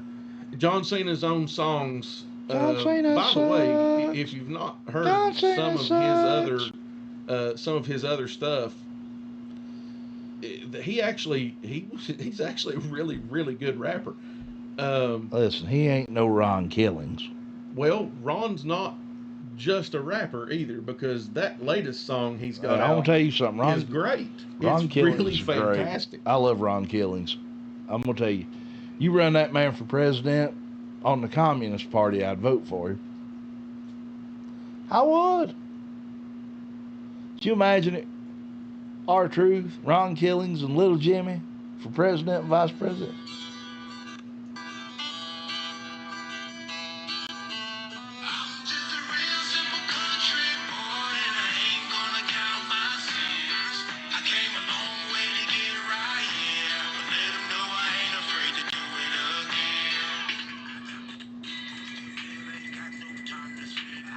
He's great. I mean, It's fantastic. I'm gonna tell you. That song is absolutely He's a fantastic. For the million love of bucks. Pete, Count My Sins by Ron Killings. Go check it out. YouTube. Download it on Apple Music or Google, whatever. Go download that song. It is phenomenal. Now, while we're going and doing something, let's talk about that match. I mean, Yeah, it was. we got off You know, topic. but Roddy it's okay. Piper. Roddy Piper comes down to the ring. Piper? Rodney Piper comes down to the ring with a crutch Yeah. because he was in a motorcycle wreck. To me, out of the gate, Yeah.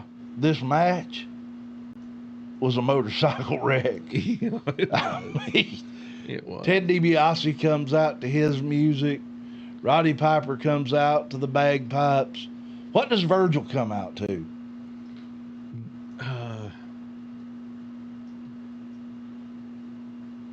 I'll give you a hint. Nothing. There you go. Nothing. Absolutely nothing. They don't even give him entrance music. No. They could have let him Nothing. walk down with Roddy. In fact, Roddy gets to the ring and waits a second and grabs the microphone and hollers, "Virgil, come on out." I'm like, no music for this guy that you've just built up? Yeah. All right, get to the end of this thing as fast as you know how. So without killing. this match, this absolute They build it up so much. this absolute disaster, this car wreck, this train wreck of a match runs 7 minutes. I've got 7:41. That's what I got. So to beat around the bush, you go into this thinking, okay, Virgil's never had that much wrestling experience, even though he has. DiBiase is the experienced veteran. The crowd's rooting for Virgil. Virgil comes out, decks DiBiase with some punches. DiBiase tries to fight it, stand toe-to-toe, but Virgil's punches are too much, too quick. Ted bails to the floor to regroup. DiBiase gets back in the ring. Virgil hits a clothesline to send him back out to the floor. Back in the ring, DiBiase hits a clothesline of his own. Virgil gets a back elbow for two. DiBiase shows frustration here. Finally, DiBiase trips him up, slowed the match down by working him over in the corner. DiBiase then hits a clothesline here and follows it up with a pile driver. Virgil kicks out. Suplex for Ted. Gets another 2 count. And he gets a gut wrench suplex for his troubles. DiBiase throws Virgil out to the floor. After throwing Virgil back in the ring, DiBiase shoves Piper to the ground. Power slam by DiBiase. Virgil whips DiBiase into the ropes. Piper uses his crutch to pull down the top rope. DiBiase hit Piper again. And by the way, he pulls the rope down. DiBiase flips over the top. Piper gets hit again. He's standing on the apron. The ref counts to 10. And that was probably one of the fastest 10 counts I've ever seen. Even the ref knew that this was the drizzling shits. I mean, with the build up to this match, you expect so much. Yeah. And then you have, after the match is over, Sherry comes back out. Apparently, she's done aligned herself with the $1 Million Man. And they attempt to break Piper's leg again. Well, okay. Virgil is limited, and we knew that. They knew that. Yeah. And the crowd was absolutely not interested in this match at all. There was very little noise out of the crowd. Even boos were not, It was more of those things like, they wanted to put Virgil over, but they didn't want to put him over clean. I think they should have, though. Well, they should have, I think. I mean, if you were really going to do it, so they went, favor. Yeah, but they went with the count out there because they didn't want to put him over clean. And if you don't want to put him over clean, the count out's the best way to do that. DiBiase puts Virgil in the $1 Million Dream. Piper goes into the ring under the bottom rope and smacks DiBiase in the back with one of his crutches. Sherry comes out to save DiBiase. DiBiase steals the crutch and beats Piper's leg with it. Virgil recovers, gets back to his feet. DiBiase and Sherry escape, and she ends up becoming his manager at this point. Yeah. Virgil helps Piper to his feet and helped him out of the ring. Got good heat for DiBiase. It did. And it gives you, Sherry's not done. She's found somebody else. She's already went to the back and used her womanly wiles to weasel her way into, the good graces of the $1 Million Man. It allowed for good heat. The post-match attack was the best part. Honestly, yeah. It was the you expected so much more. And then we get a package foreshadowing the main event. Yes. Followed by Sean Mooney's interview with Sergeant Slaughter and General Adnan. Yeah. After that interview, though, the semi-main event. Well, actually, Slaughter, back up. Slaughter calls Hogan's fans back, pukemaniacs. Let's back up to the Roddy Piper Virgil match. What'd you give it? I can't give it a 0 because of the end. That post-match attack and Sherry finding her place in the world again. I'm going to give it 3/4 of a star. I give it 1. Now, back up to General Adnan, Sergeant Slaughter's interview. Slaughter burns a Hulk Hogan t-shirt, then calls Hulk Hogan fans pukemaniacs. He didn't burn it in person. They showed a clip of him burning a Hulk Hogan t-shirt. I'd have burned it in person. Yeah, that would actually been... That would have been more heat at WrestleMania. Yeah.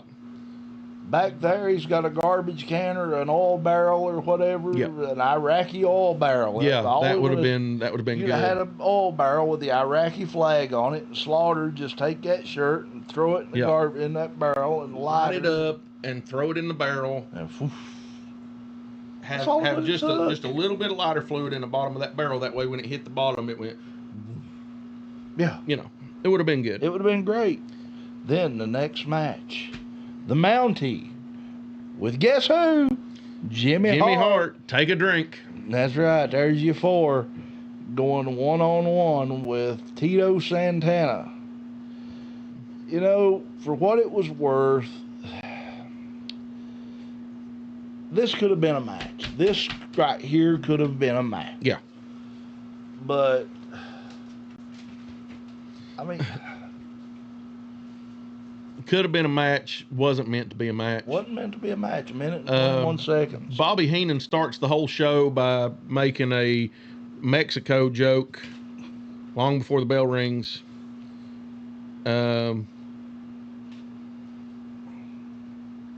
this is another quickie. I got minute 20. Minute 21 here. Tito comes out of the gate early with a flying forearm, goes to the floor. He's rammed by the Mounties, rammed Mounties' head into Hart's double noggin knocker. Yeah. Tito then hit an atomic drop followed by a punch. The ref told Tito to back away from the Mountie when he was in the ropes. Mountie gets his taser. Bzz, and there's no sound effect. There's no blue nothing. light. There's nothing. It's just he pokes him in the belly with it. Santana don't even jiggle. I mean, if, you know, I don't know. Again, this is another match that the crowd had no interest in. It was a good match to go grab you a quick pop Yeah. and get back to your seat because the main event's coming up. If you went during the, what was it, the demolition match, if you went during the demolition match and got a pop and a bag of popcorn, this was the match where you were supposed to go pee. Yeah. And get back. And come back. Fast. Really short, minute and 20 seconds, minute and 21. Crowd had no interest in it, and the crowd was honestly, they were antsy for the main event and ready to move along. They're ready. Get the main event over with and go home. More so. More so. Back in the interview area, Doc. That's it. Gene Okerlund interviewing Hulk Hogan. Yeah, Hulk Hogan give a classic babyface interview. You know, he's going to go out there and do this. Take care of Sergeant Slaughter and rid the world of that Iraqi sympathizer. The 26-inch pythons. Yeah. And we are on to our main event. Well, Howard Finkel announced Alex Trebek in that moment backstage, calling him the co-host of Jeopardy. Well, they introduced Marla Maples. Alex Trebek is the only host of Jeopardy. Well, at that time, yes. He was not a co-host of Jeopardy. He was the host of Jeopardy. Maybe they thought he should host Jeopardy. Well, could you imagine Howard Finkel as the host of Jeopardy? I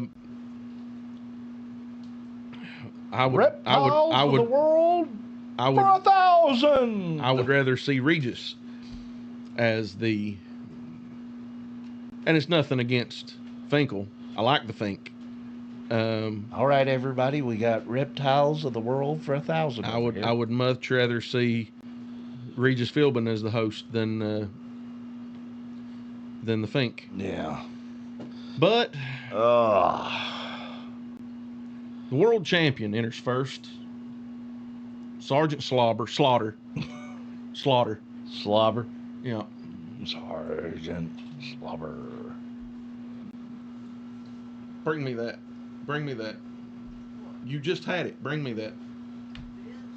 Folks, DJ ALX is off the screen here. He's going to bring me something so I can show you this.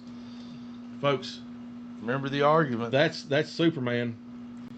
And if you'll notice, he actually this is the new Superman, but they still put the belt out here with that little point down to make it almost appear like it's his underwear. But Superman, they've even tried to politically correct Superman. Superman lost that fight with Chuck Norris and had to wear his underwear. Let me explain something. That is what Superman should have looked like had he won.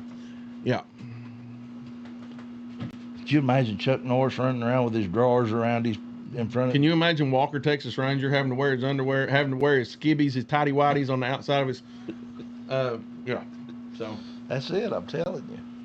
Oh my dear God. You know, this match, in a lot of minds, instant classic. The American Patriot, Hulk Hogan, going against the former G.I. Joe, the real American hero, Sergeant Slaughter, who is now an Iraqi sympathizer and has sold out to Saddam Hussein and the Iraqi. And he comes to the ring with Adnan, who is supposed to be this Iraqi general. And we discussed this. Yeah.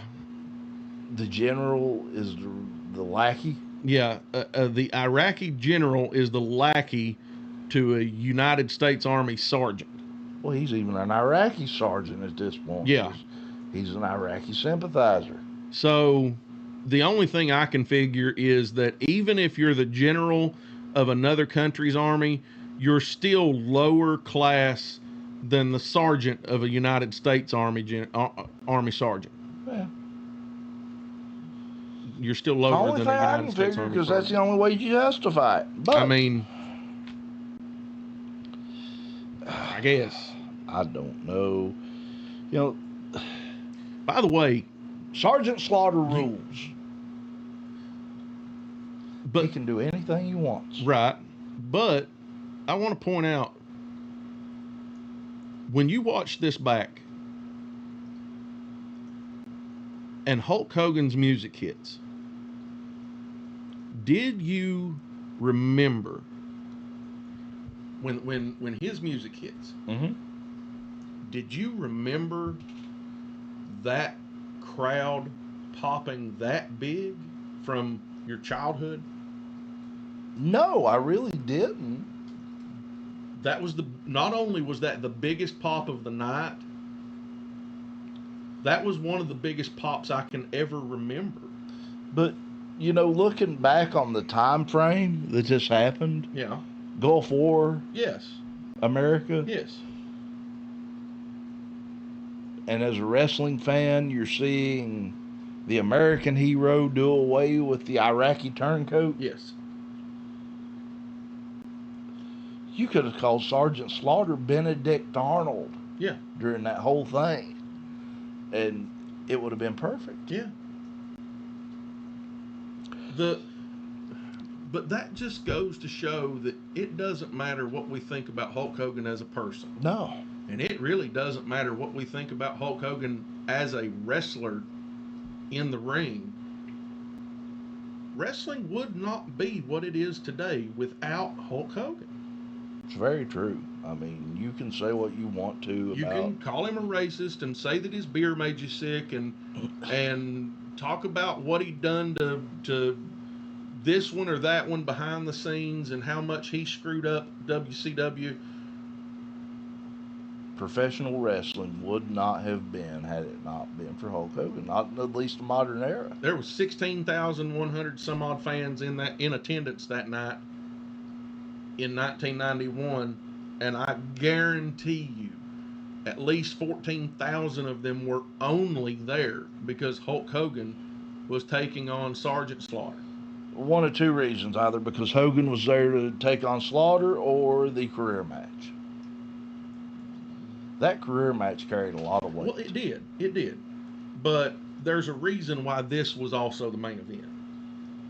Vince knew how to sell it. Yeah. And Vince knew that if he's going to put on 14 matches here, he's going to have to put something in the middle that's absolutely going to steal the show. And that's why Savage and Warrior was placed where it was at. It was never meant to draw the crowd. It was there to keep the crowd. Okay, we just saw this. This main event better be something. Right. Yeah. Definitely so. And this match, I mean, it was really Sergeant Slaughter playing the ultimate heel, Mm-hmm. using all the dirty tricks, and Hulk Hogan fighting back and fighting back and fighting back. And I'm sure you've got a roll call on this one. You talking about a full? Oh, yeah. Yeah.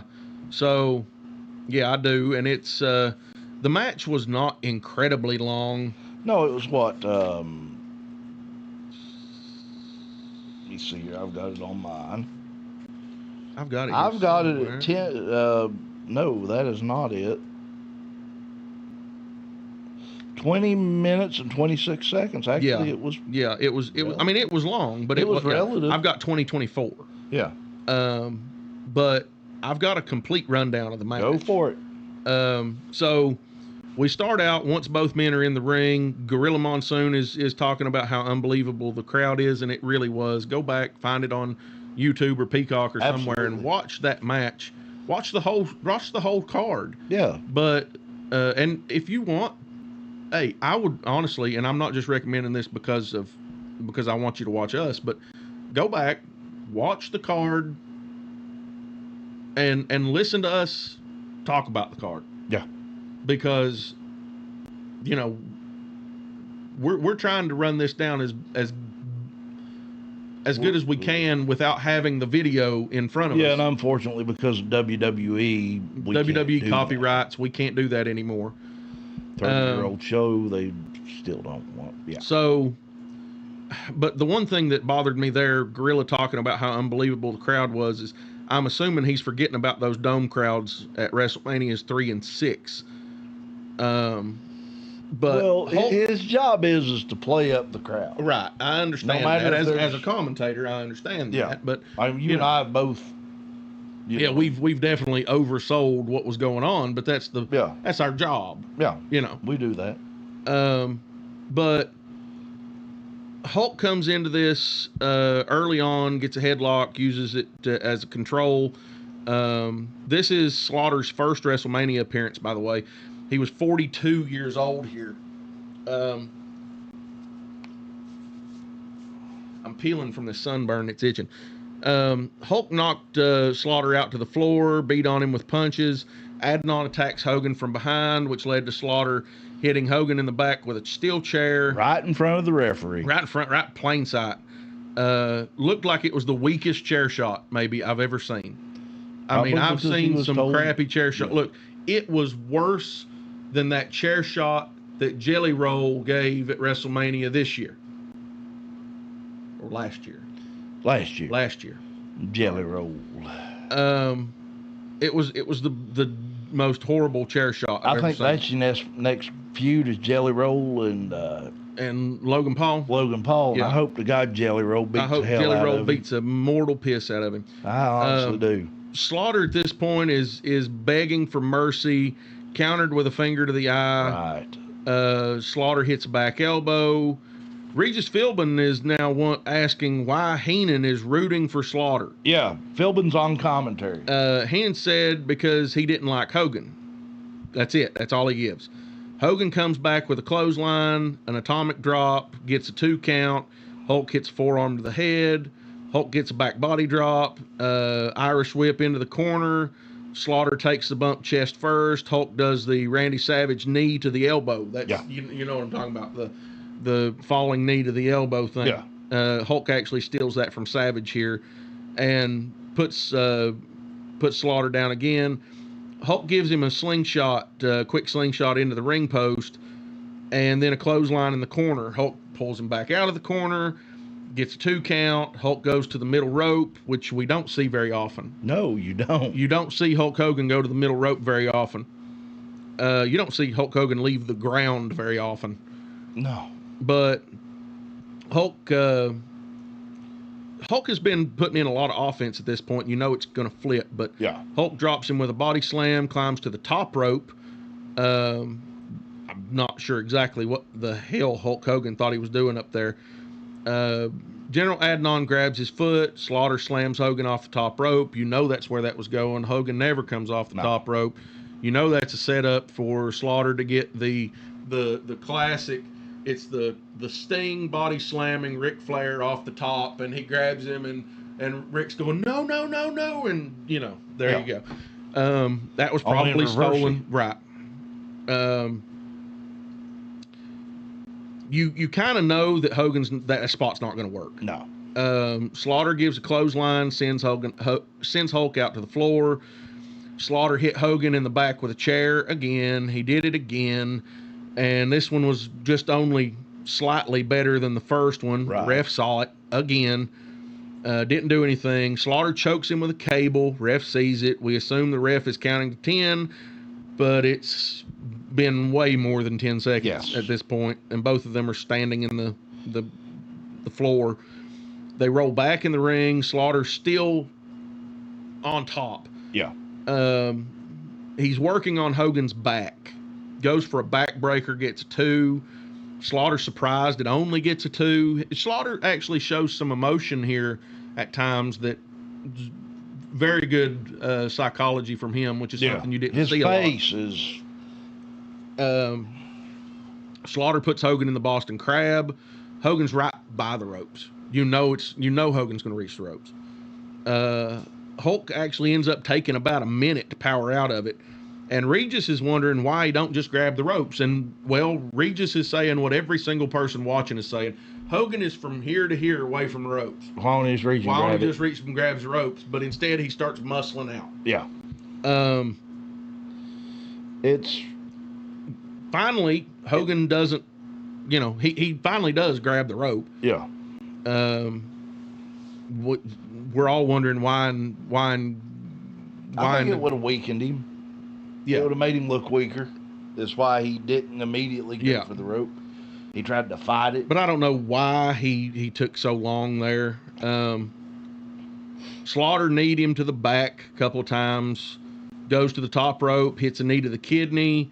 Slaughter's pinning him. Adnan was yelling at the ref, which is Adnan distracting the ref and costing Slaughter a win there. I still don't understand that spot. Slaughter walks outside the ring, grabs a chair, hits Hulk in the head with it. That shot was a little better than the first two. Right.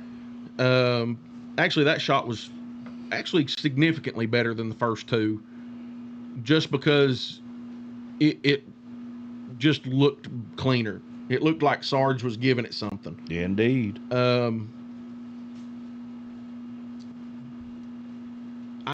I think the ref, correct me if I'm wrong here, I think the ref was actually, he didn't see that chair shot. He was still over there with Adnan. I don't think he did. Is that that's the one he cracked him in the head, right? Right. That's Hogan, the one that actually opened him up. Hogan's bleeding here. Yeah. Slaughter then puts Hogan in the camel clutch. The crowd is they're not really freaking out as much as you think they would at this point. No, not at this point. After about a minute, roughly 45 seconds to a minute, Hulk powers out of this camel clutch. Slaughter rams him face first into the turnbuckle, grabs the Iraqi flag and lays it over Hogan, over Hulk. This is the point. Yeah. Where he's laying there, they lay the flag over him, and you see the blood just start seeping into the white on the flag. And Hulk starts hulking up. Yeah. He's hulking up. Coming back. He hulks up. Yeah. Rips the flag. Classic Hogan Hulk up. Rips the flag. Throws some punches to the head. Or rather, Slaughter throws some punches to the head. Right. Hulk feels the power of Hulkamania, and there you go. Big finger poke, the punches, then the big boot. Followed that up with the big leg drop and the pinfall. 1, 2, 3, and it is over. 20 minutes, 24 seconds. Adnan making his presence felt multiple times. The referee, and again, you said it, Slaughter rules. Yeah. So Slaughter get by with it. Slaughter gets by and with... that was the understanding. I've actually looked back. Slaughter's rules, he can do whatever he wants. Right. But Hogan has to abide by the normal rules. Right. So, but right there at the end, just as soon as Hogan gets the 3 count, Slaughter kicks out. Yeah. So, and it wasn't like, there are some guys that have, and Mick Foley is a prime example of this. Yeah. Mick fights back and fights back and fights back and fights back and fights back. And then you see, look at his match with Undertaker at Hell in a Cell. Yeah. He put his body literally through hell. And at the very end, if you can see my hand here, these are his legs. Yeah. At the very end, you watch his leg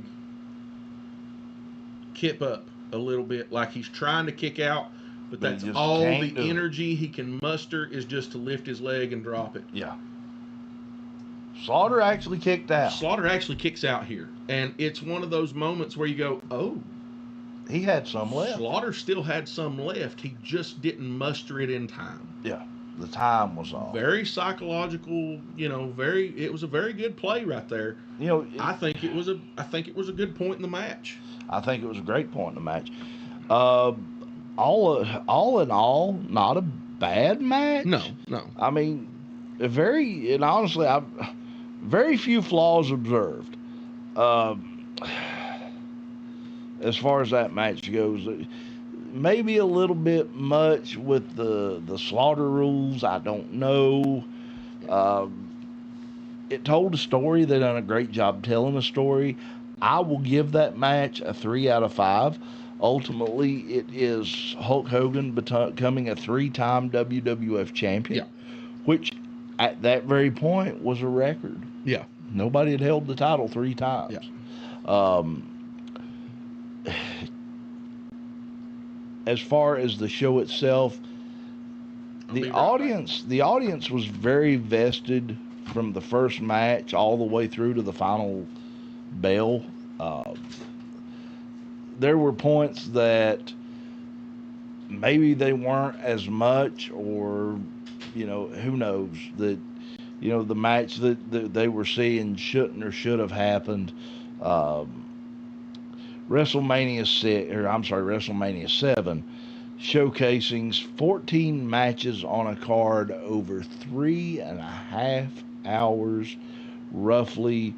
Like I said earlier, nowadays they take 2 days to do this. And, go back if you really want to watch a pay-per-view and sit down and, take the time out to watch some of these old pay-per-views, these WrestleManias, the Survivor Series, the SummerSlams, the Starcades, the Great American Bashes, the Halloween Havocs, because wrestling history is something that we can all learn from. And I think, honestly, this is a great opportunity to be able to sit down. I was just telling everybody, what a great show this actually was. That, it's shows like this that set the stage for shows now. Yeah. And, if you have a chance, go back and watch it. Go back and watch WrestleMania 7 and, like I said, all the other shows. As far as WrestleMania 7 goes, we've went through all 14 matches from start to finish. What do you rank on a 5-star scale WrestleMania 7 as a whole? Well, I don't think I actually, before I got up to check that, I don't think I gave a rank on the match itself, the main event. 3 out of 5 here. I gave it a 2 3/4 out of 5. I think it definitely done what it was supposed to do. I just think there was a few goofy moments. Where I think maybe, and this is just my opinion, this is just what I see it as, I think maybe Adnan screwed up when he shouldn't have. I think maybe he had a couple of botches. Anytime. Specifically the one where Slaughter's pin. Yeah, Slaughter had the pin and Adnan is distracting the ref. And Slaughter didn't really do anything after. He didn't go to Adnan like, what are you doing? Kick the bottom rope, you stupid fool. Right. It makes me think that was probably a mistake on Adnan's part. Yeah. Maybe he was All in all. He jumped up on the apron a little too quick there. Yeah. So I give it a 2 3/4 out of 5. I'll give it a 3 out of 5. And again, runtime there 3:30 and some change. That's it. As overall as a show. Overall as a show, what do you give WrestleMania 7? There were several matches that we ranked a little low. One in particular that we both ranked very low. Yes. There was several moments that I think could have been.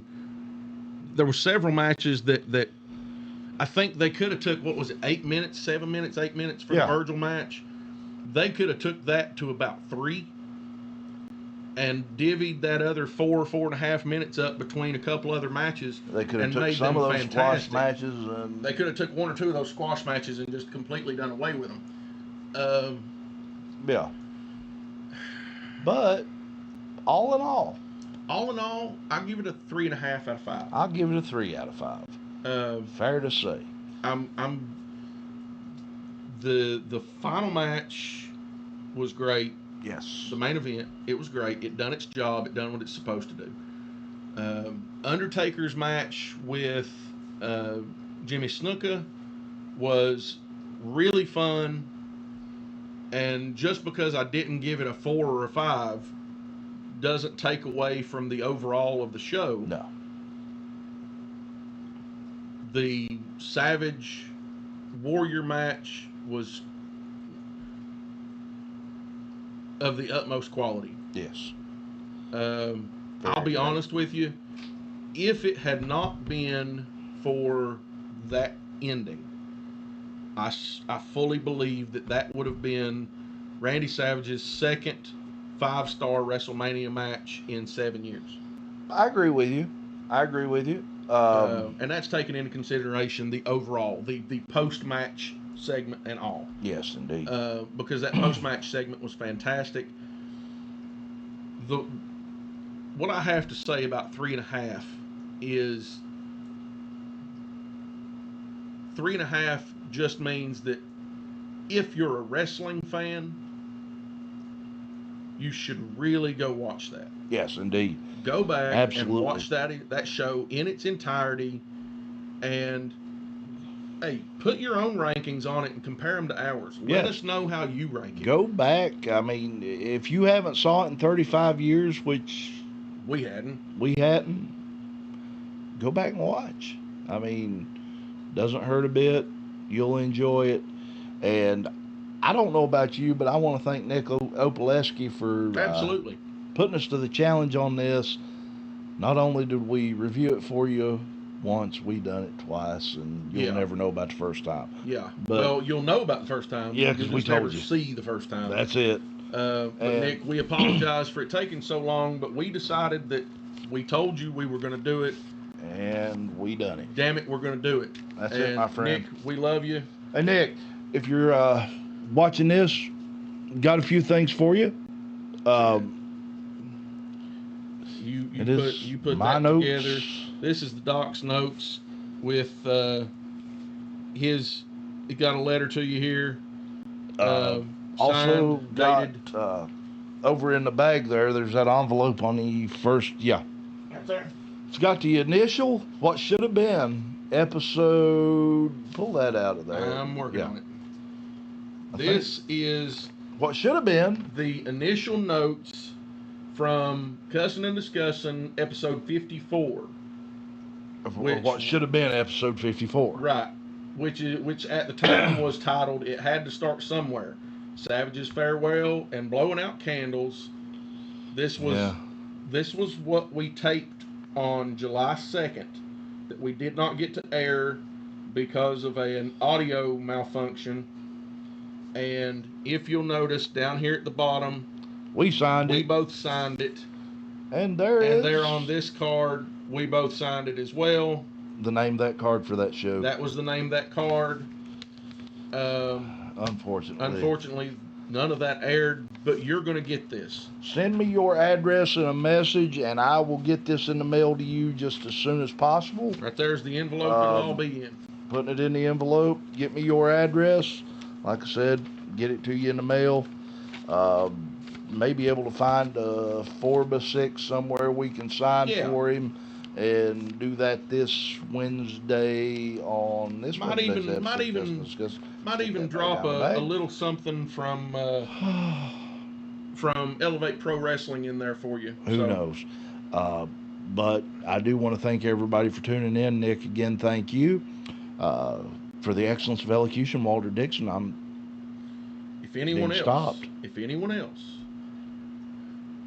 who's watching this show wants us to do a review of another card, send us a message. Any company, any promotion, almost any promotion. Yeah, I will put the almost in there, because there's one, maybe two that we will not touch with a 10-foot pole. Yeah. Thank God there ain't no video of them. Yeah. Yet.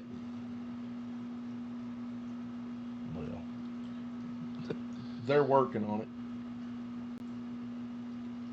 Send in the clones. Yeah. I mean, clowns, damn it. No, you had it right the first time with clones. I did, didn't I? Yes, you did. It's been a long day. We've already went 4 hours on this one. Yeah.